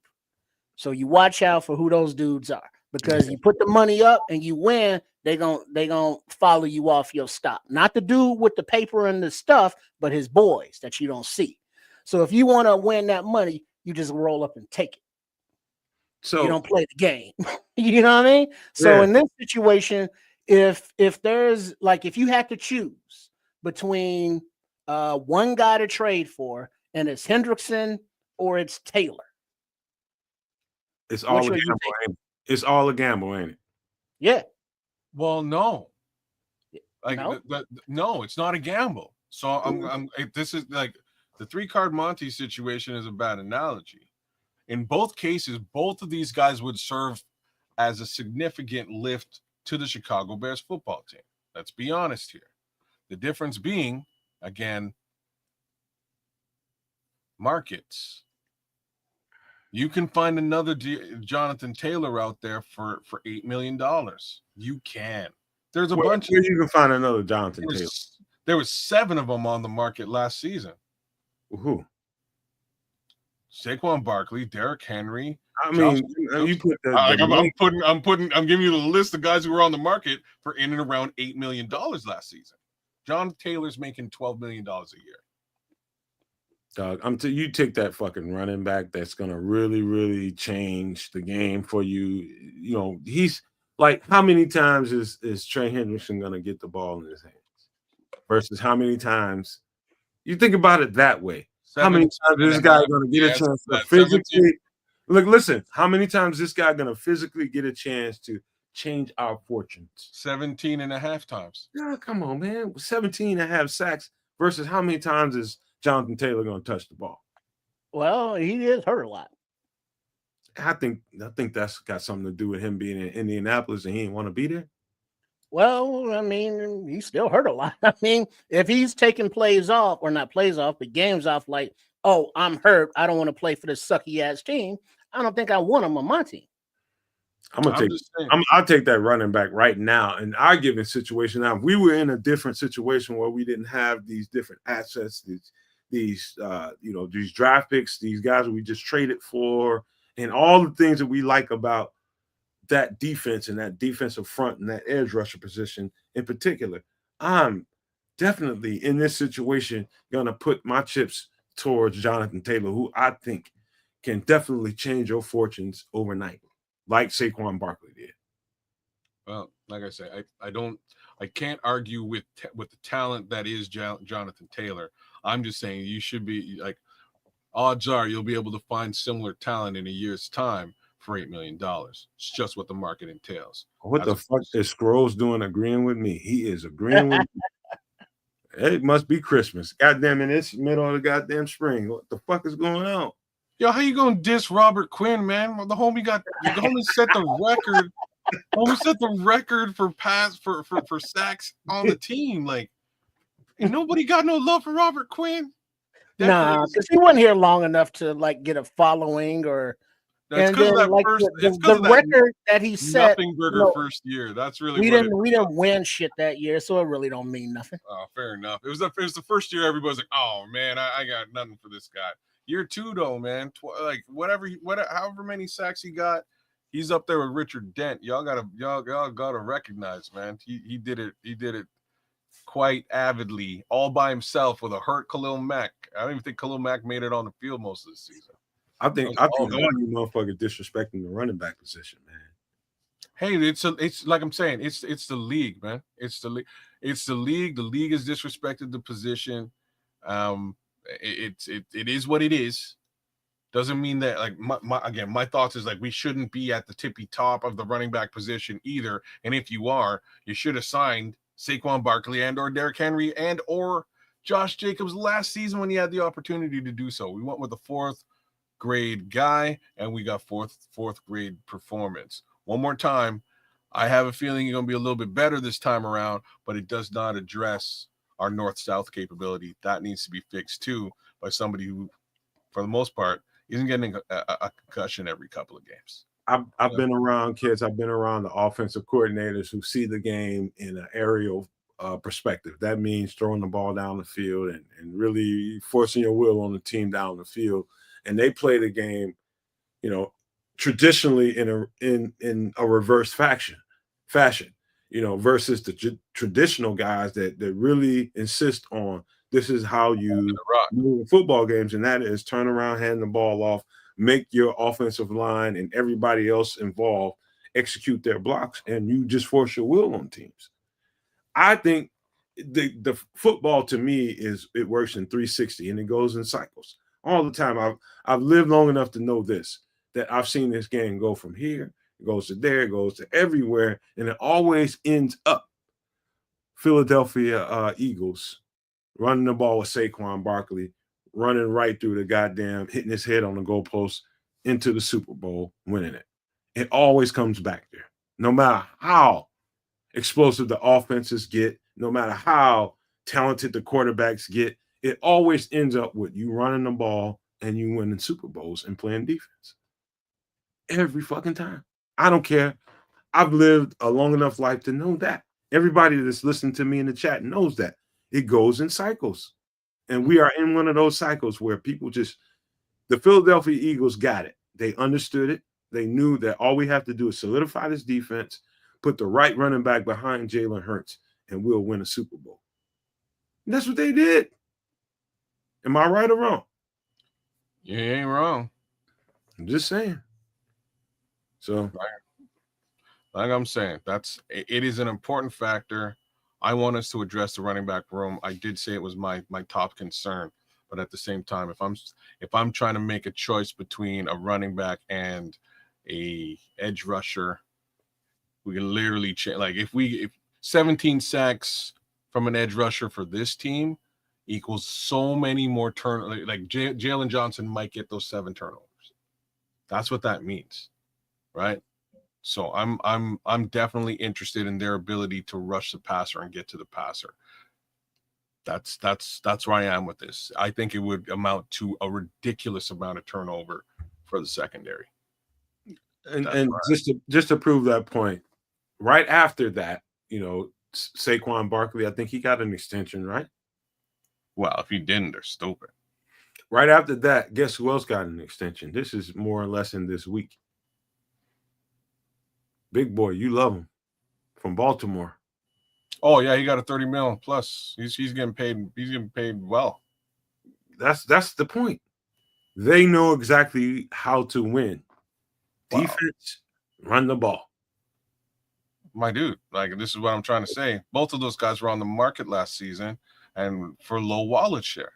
How we didn't get either one of those guys is bananas. We let 2 of the top I don't think it wasn't from not trying, kids. I think Saquon Barkley, I don't know if you ever seen this, but there's a clip out there. Saquon Barkley mentioned that, you know, it was a lot of teams that were very close to coming here. I know.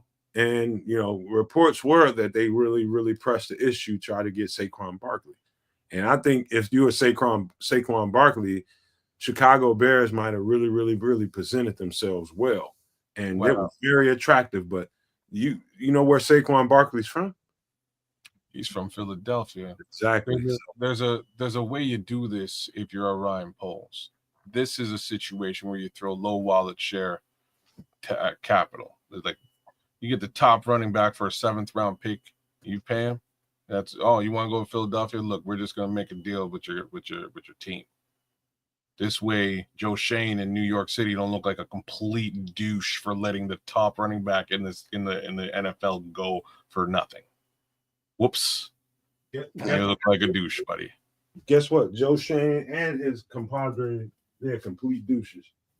I'm just saying, like this is what I'm trying to say. We're being a little bit nice when the Mara family comes in the room, kicks up and like, hey, so like, I hope you don't let go of our star running back, first round pick that we selected a couple years ago. I hope you don't let oh snap, he's walking out the door to Philadelphia, our immediate competition for nothing.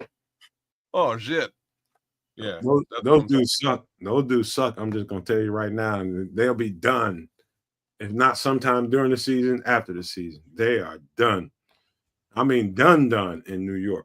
I can't imagine why those guys.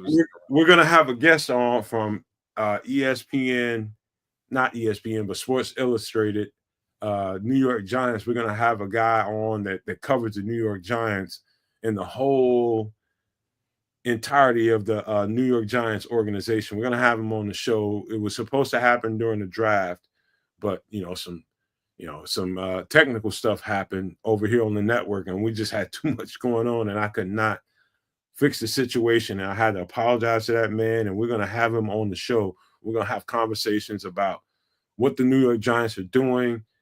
We're going to have conversations also about the Shedeur Sanders story that, that's a story within itself, and we're going to have that conversation here on the network. And I think you guys are going to enjoy it, man, because not only that, we're going to have some conversation about the Bears and what we're doing. I think you guys are going to find this guy extremely he's going to be, trust me when I tell you guys, he's one of those slept-on guests out there that I think people need to pay a whole lot more attention to. But SI, Sports Illustrated, New York Giants, I think you all will enjoy this guy when he comes on, this guest when he comes on. Watch and see. So we're going to have that conversation going on, but I don't want to get out of the show too early. If you guys want to talk about some stuff a little bit more, we can. I'd love to go. Like it's midnight on the East Coast plus, but there's one little thing we didn't touch on before we shut her down tonight. And I said another one there to you kids in the same DM. Oh, did you? Oh, snap! So let's go to the first one. No, hold on. Let's go to the last one I sent you, because that'll be a very quick conversation. And it's a video that you can play that's not going to get any kind of strikes against. It's very short, but it's just a very quick look. When kids ready to bring it up, then we'll get to the okay. All right. Okay. All right. Tell me, I'll let your boy. Okay. So throw that up there, kids, and I'm not gonna. We have to announce it for those that are just listening and not watching, but I want it to be up on the screen first beforehand. If it's a long ass video with music, no, it's not. It's not. All right, let me cue this puppy up. I didn't know it was coming. Trip set me up nice with this one. I love this. This is gonna look real good. So let's get it.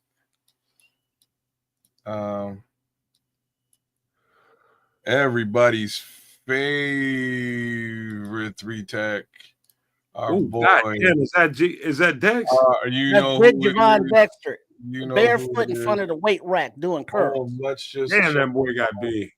He getting big as we speak. Look at this young man. All that baby fat gone. That's a fucking avatar.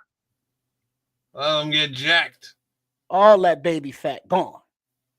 Wow. Damn. He's looking like he's cut out of stone. This is what we need to see at the 3. Hello. That's our boy right there. This video come out, Trip. 99 Reasons. I just saw it and I said it.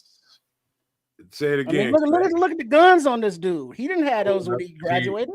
No, say them 2 words again, kids. What, 99 reasons? Them 2 words? The dinosaur. 99 reasons. God damn. That's our boy right there. Holy smokes. The other one doesn't really. Wide as shit. Man, he's ready to go, man. He's primed. But now that next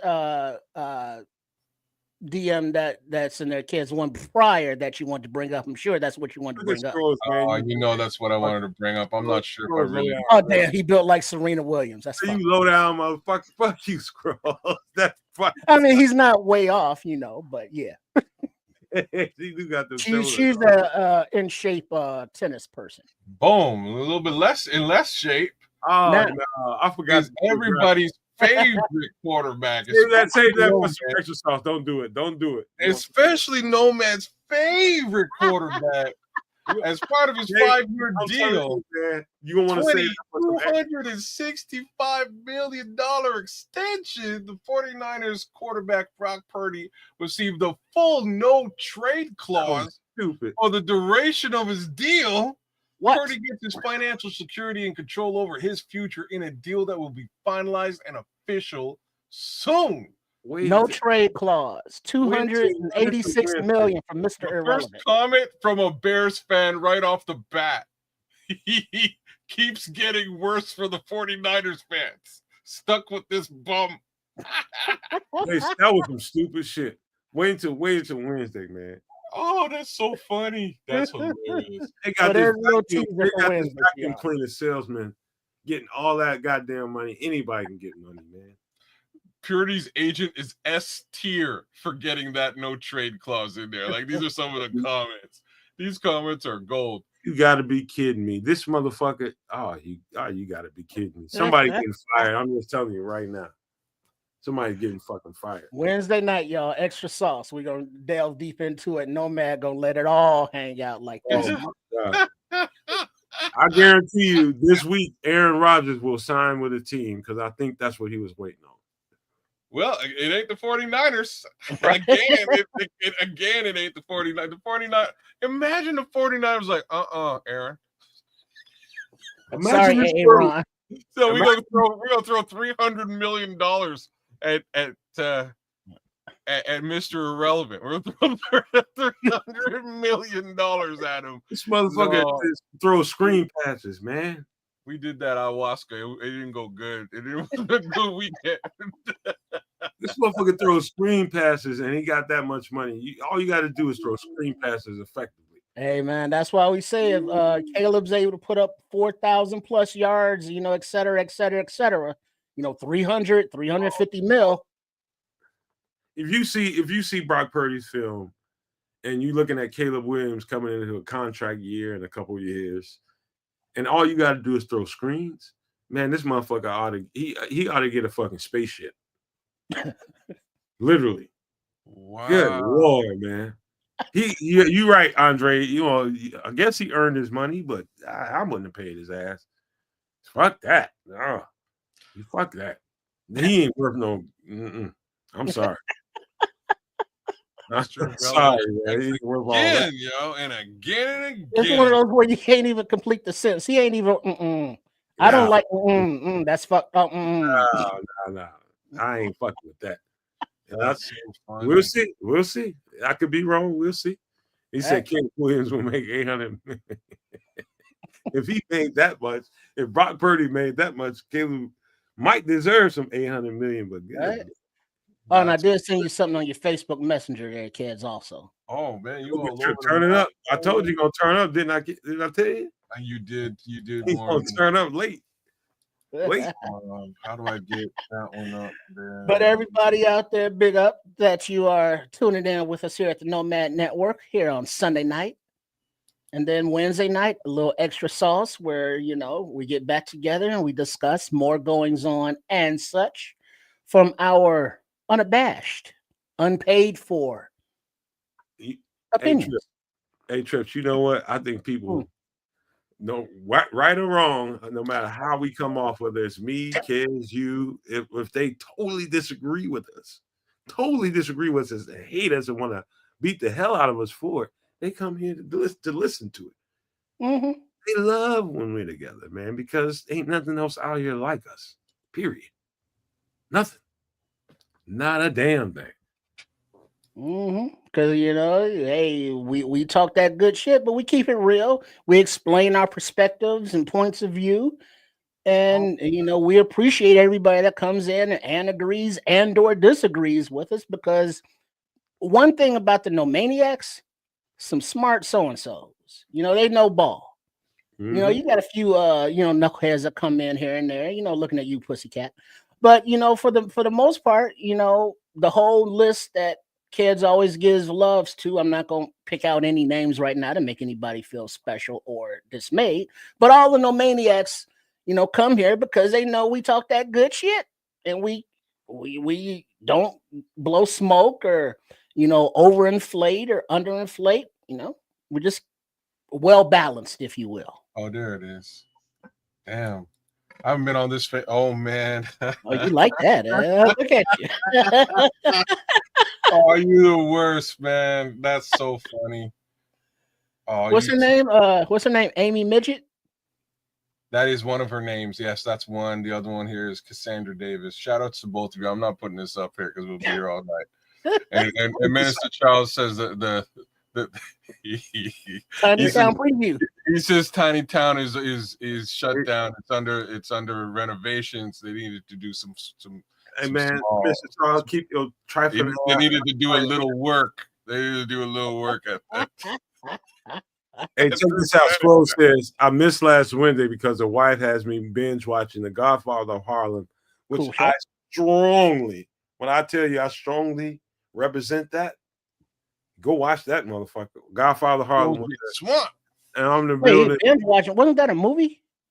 No, it's a show. It's a series. I'll tell you another show you probably should watch, man, that's probably getting slept on.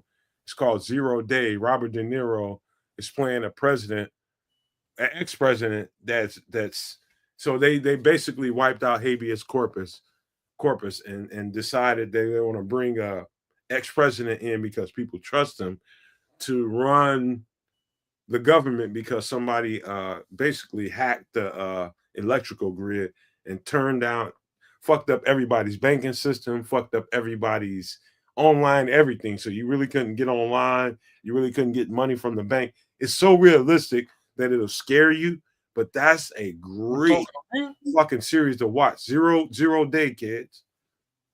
You talking to me? Robert De Niro, he killed that one. I don't see anybody else around.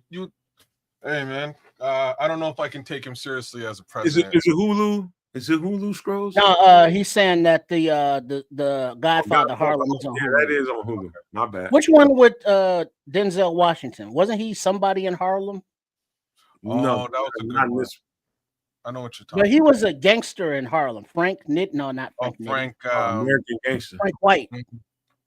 Frank White. Frank White's Christopher Walken. Frank Lucas. Oh, Frank Lucas.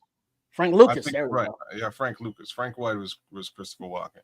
Yeah, and one of the best old school hip hop scenes of all time is Lawrence Fishburne. Just jamming in the bar, man, jamming out, dancing to old school Schoolie D. That's classic Shiva, y'all. That's classic. That's a classic right there for sure. Love Christopher Walken for that. But like I said, I don't know if I could believe. I'm not sure if I could believe De Niro as a president. He's not presidential. Forrest Whitaker is bumpy. It's Bumpy Johnson and Godfather of Harlem. Y'all need to get up on that, man, and find out. Is this a movie or a series? Man, it was a movie. Now this is a series. Yeah, let me explain this to you. It's a lot of people that go out every day. These Nomaniacs right now. I'd say about 80% of them go out and play the lottery on a regular basis or somewhat of a regular basis to know the origins of where that lottery came from, how it numbers got its existence comes from the numbers game, the pennies, the Harlem pennies that was going on in Chicago, New York, Boston, Philadelphia, LA. Yeah, they were running numbers and people. This ain't gonna lie to you. White people took it over, Italian mafia and shit like that, and they turned it into what you see today. But it came from black people who were struggling during the Depression. And it's a hell of a story. I've read multiple books about this, man. Multiple. Man, Don Burr had to jump back in the house just to say that another show is Different Strokes with Mr. Drummond. And he would know all about. Don't move to the beat of just one drum. He's trying to crunch, man. I know, but Don would know all about stroking it differently now, wouldn't he? Watch out now. Watch out now. Y'all motherfuckers. Y'all might be right for you, might not be right for some. What you talking about, Willis? Man is born.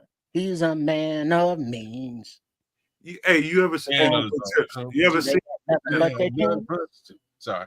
You ever seen a drawing class where they try to show you how to teaching people how to draw, and they show you this little. You mean turtle. like making a happy little bush? No, remember that little turtle that they try to have people draw this little turtle? Oh yeah, like without tracing it. Yeah, and that's Mr. Drummond, a turtle looking motherfucker with no shit.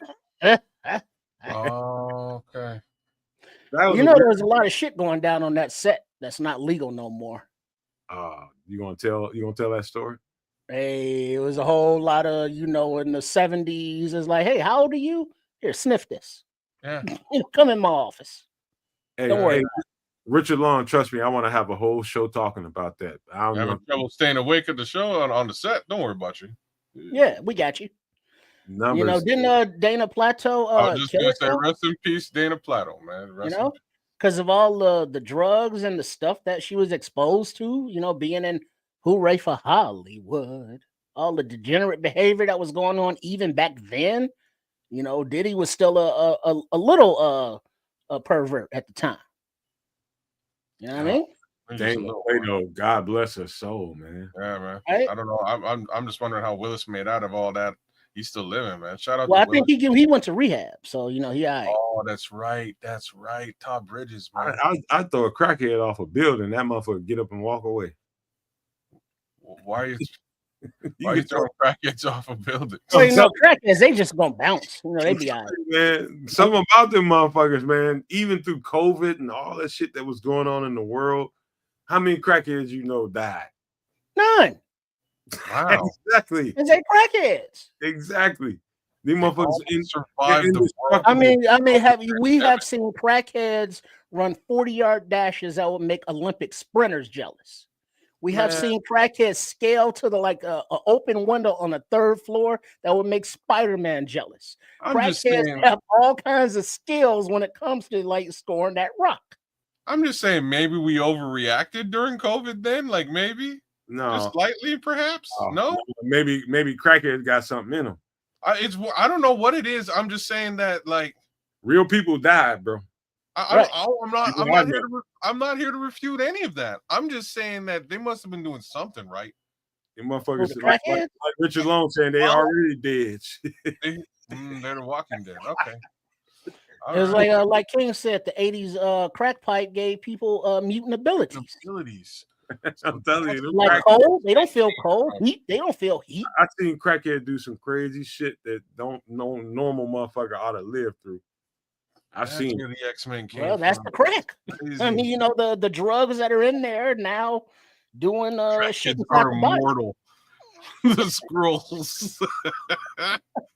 Oh man. I've seen some shit with crackheads that will blow your fucking mind. And it's like the whole idea that crackheads can live through anything. I think them motherfuckers would be like roaches and they'll survive a fucking nuclear holocaust. They'll be walking around this motherfucker, dude. I was at my boy's house. I got this new at the time stereo. And was on where is he? He lived on 79th in Michigan, over to 80th in Michigan, something like that. And we was in his alley, because in Chicago we had alleys and you work in the garage. We just put in the stereo, went in the house to grab a beer, and all of a sudden I hear some commotion out in the alley, and it's a crackhead ripping out the stereo we just put in. So I'm about to whoop this dude's ass, but I can't catch him.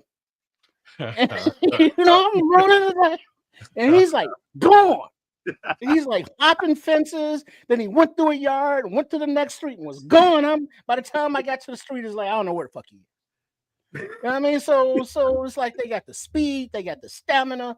You know what I mean? And it's like this was before, I wasn't running, with my knees and shit. But back then I had a decent 40 time. And I couldn't catch him. I'll tell you that. Unless you lived in one of those environments where you see a lot of crackheads and see I've seen a crackhead squeeze through a closed car window for a the motherfuckers are different, man.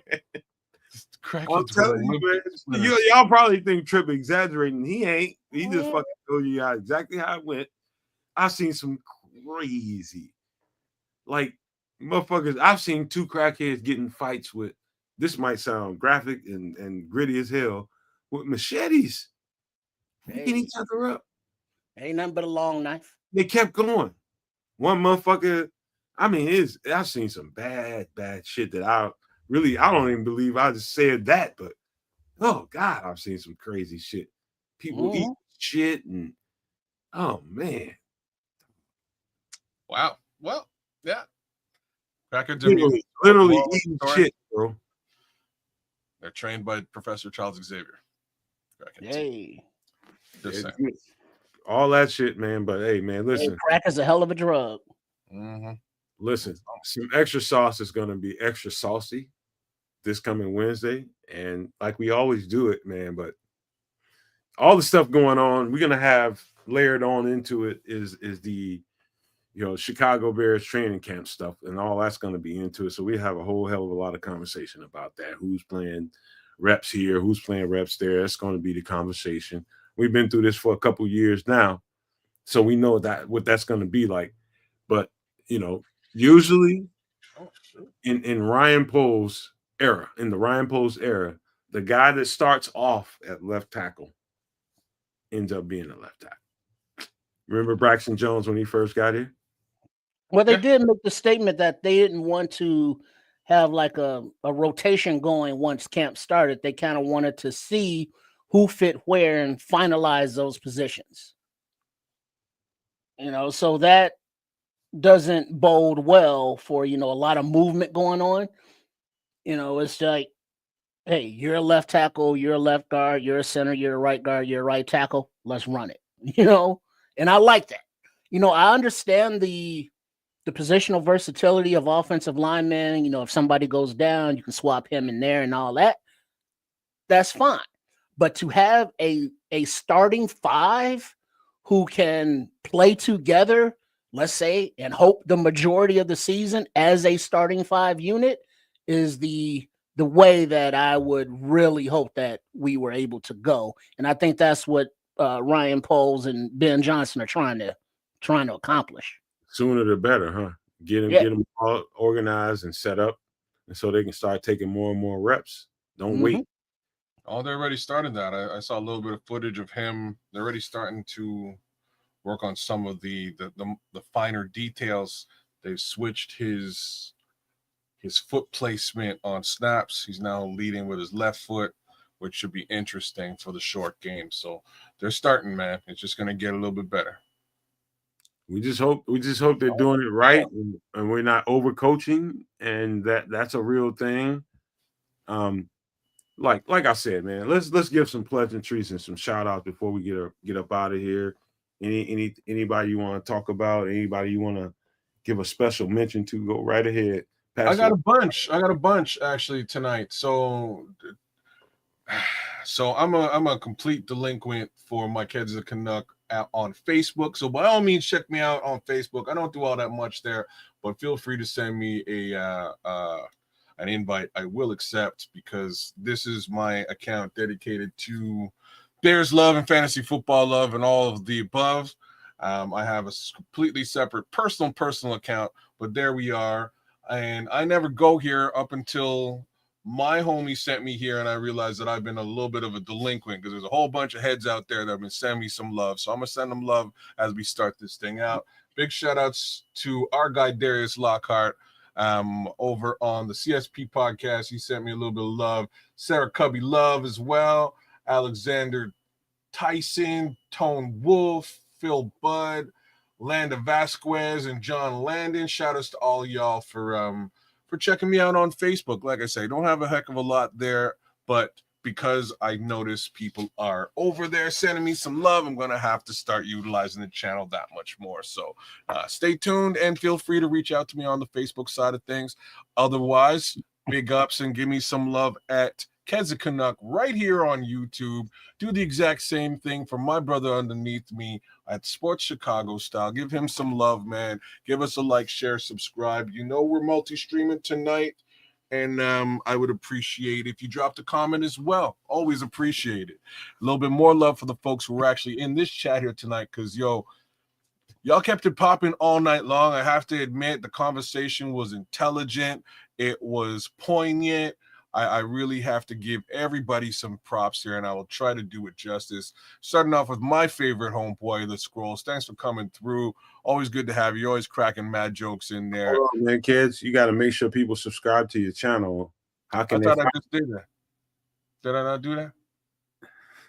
If I didn't do that, I'm gonna put a little I'm bit just of bullshit, man. Keep going, man. I'll just bullshit. Are you messing with me? You're messing with me? I'm definitely messing with you. Oh man. Oh hey, look, I like that guy. He's a real good looking son of a bitch, that guy. Here you go. Here you go. Here you go. Look at that guy.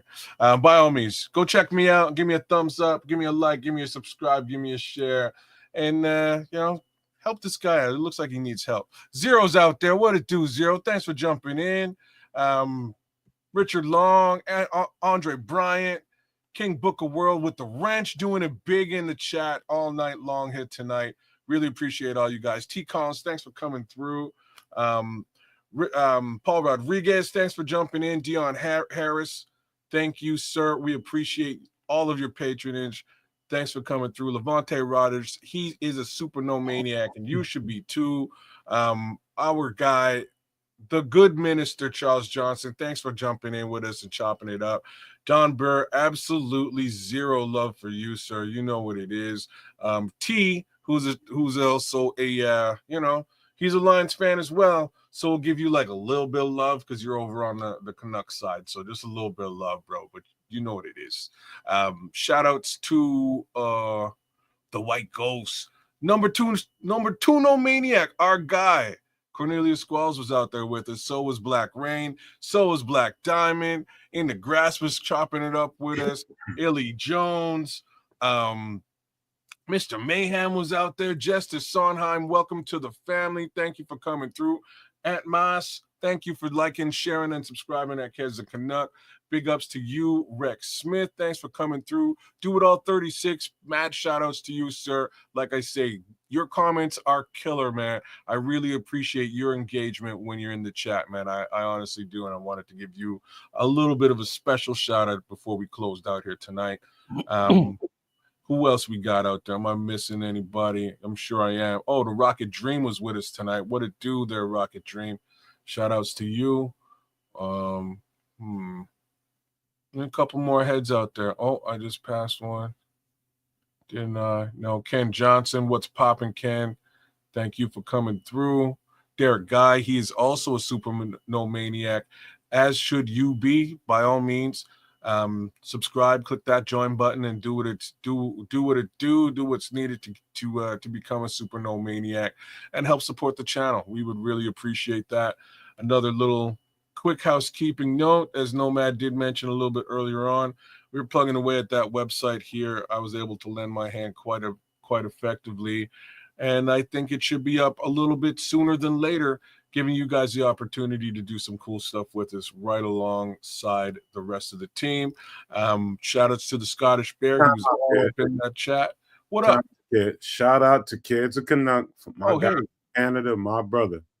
Let me tell you guys something. He just kind of ran over that and made it seem insignificant. Let me tell you guys something. Kids has been a multiplier when it comes to this network and what we're doing. I'm talking about not only at the Nomad Network, and Trips will find out really, really soon. He's going to be a multiplier with what he's doing over there and what we do as a collective. Samo and everybody that's involved with the network over here. Kids was a factor. When I say a factor, a huge ass factor. So I just cannot let you just gloss over that like it was nothing. I appreciate you, my guy, man. That's my brother over there in Canada, man. He's just doing what he can do, man, and we're going to make it do what the fuck it do. And it was great, man. I'm telling you, watching that guy operate was kind of a treat, man. It really was. Thanks. I appreciate that. I do what I can for the people. That's my catchphrase. But in any event, I think this website will turn out really well and really give you guys the opportunity to to support the network in a different way, and under the same pretenses, give us the opportunity to sort of support you all in a different way too. So you'll see what it looks like when it's ready to go, and it'll be a new level of engagement between, the 3 and if or not 4 of us here, as well as maybe 5 or 6 of us here, as well as the rest of you guys too. So really looking forward to the full launch of that. So I would have to say maybe it's a couple of weeks out, worst case scenario. Ron C, shout outs to you. Shout out to my guy, damn it, Jim Hunter. I got something in store for you, Jim. Right? I know you were listening earlier on. I got something in store for you. I owe you a little something. Don't think I forgot about you, dog. We'll get you real soon. And that's half the reason why I'm trying to pump this website out. In any event, that's coming hot and heavy. Shout outs to my guy, T. Collins. What's poppin', T. Collins? Good to have you, my dude. Ron C in the place to be, man. Shout outs to Ron C. Cloud Chaser Radio, man. Thanks for coming through. First time for me seeing you, and I go through this every week. We always love to have new heads jumping in with us, especially engaging in the chat. Give us a like, share, subscribe on all 3 of the networks if you can. We would really appreciate that. And as we move forward, there'll be a little bit more to appreciate. Same thing for King George. Shout out to you. Oh, my guy Smitty Q is definitely over on the he's over at the Keds of Canuck channel, just kicking it, doing the darn thing, contributing. I really appreciate that.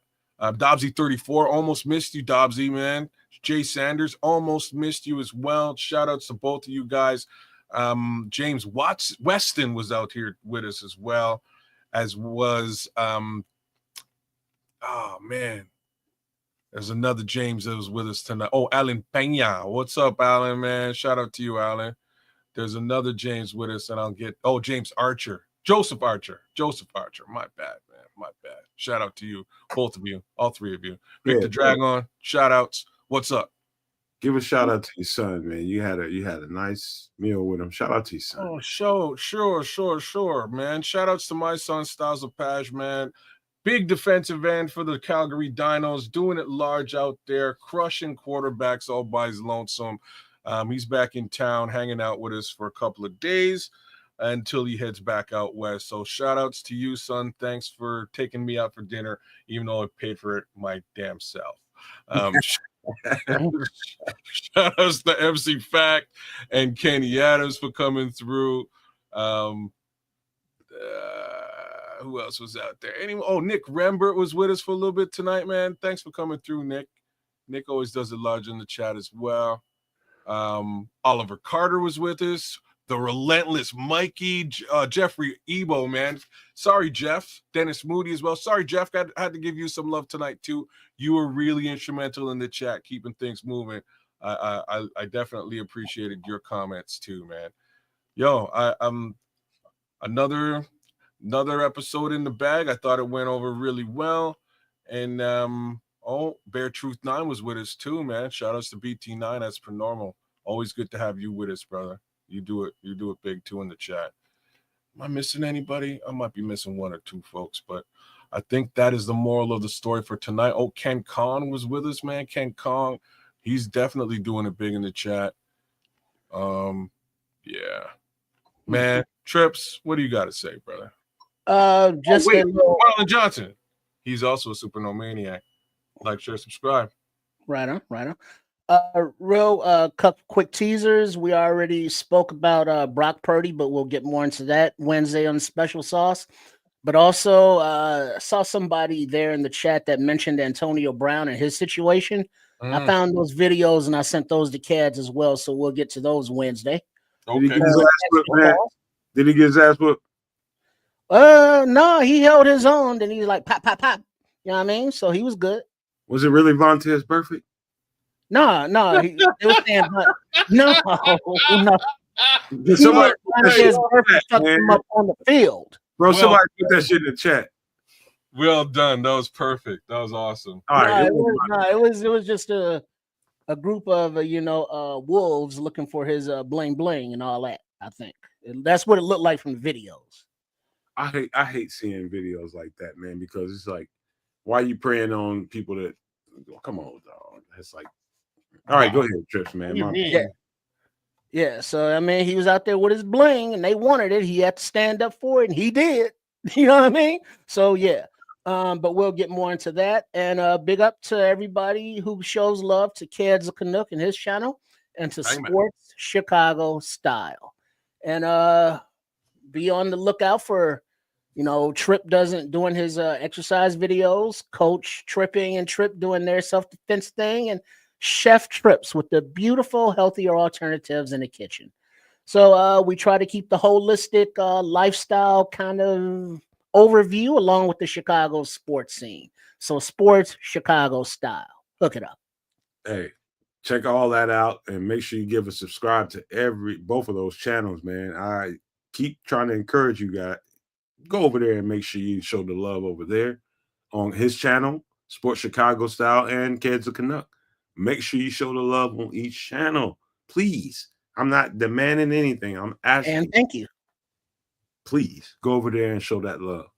We do it for everybody, not just one person or two persons. We do it for everybody. Make sure you're on the lookout. If you don't, this was gonna happen to you. Mm-hmm. It was gonna happen to you. She gonna cut you. Oh no! Grandma gonna get your ass, man.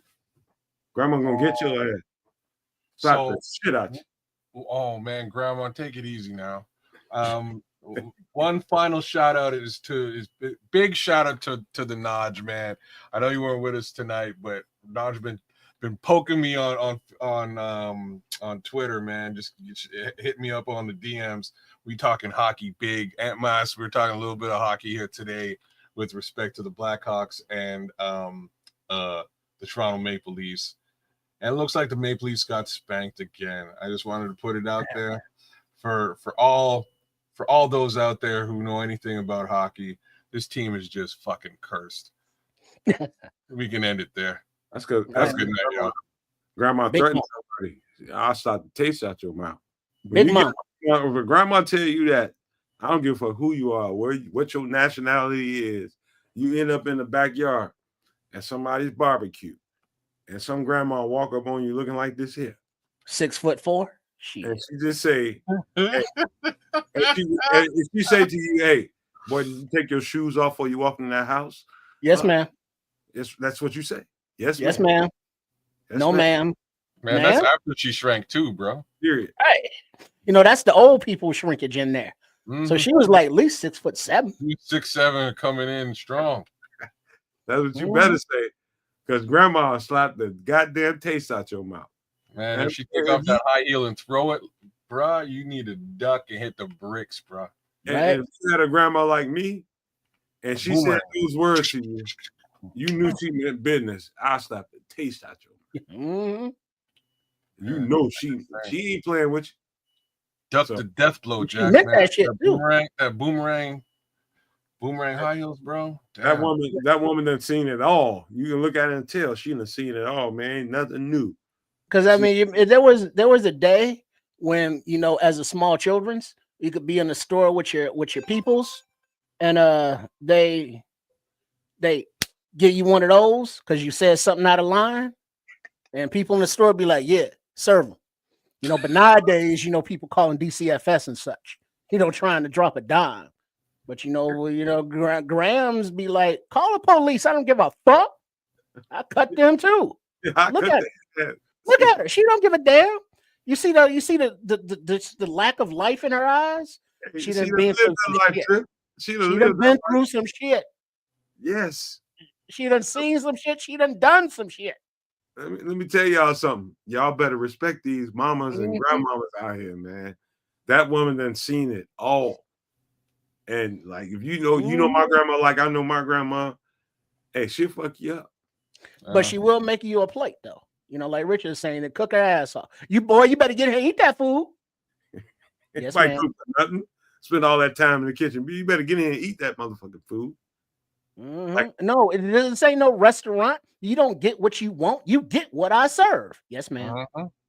Man, everybody need this grandma.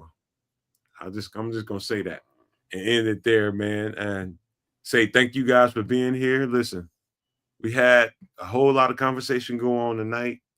And rest in peace, Grandma Walters. Just put that out there because that lady looked just like Grandma Walters, man. Oh, and speaking of rest in peace, I saw there that it was 365 days since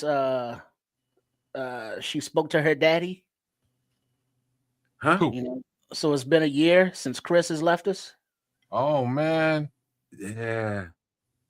Rest in peace for sure to our guy. It was funny. We were just talking about him today, man.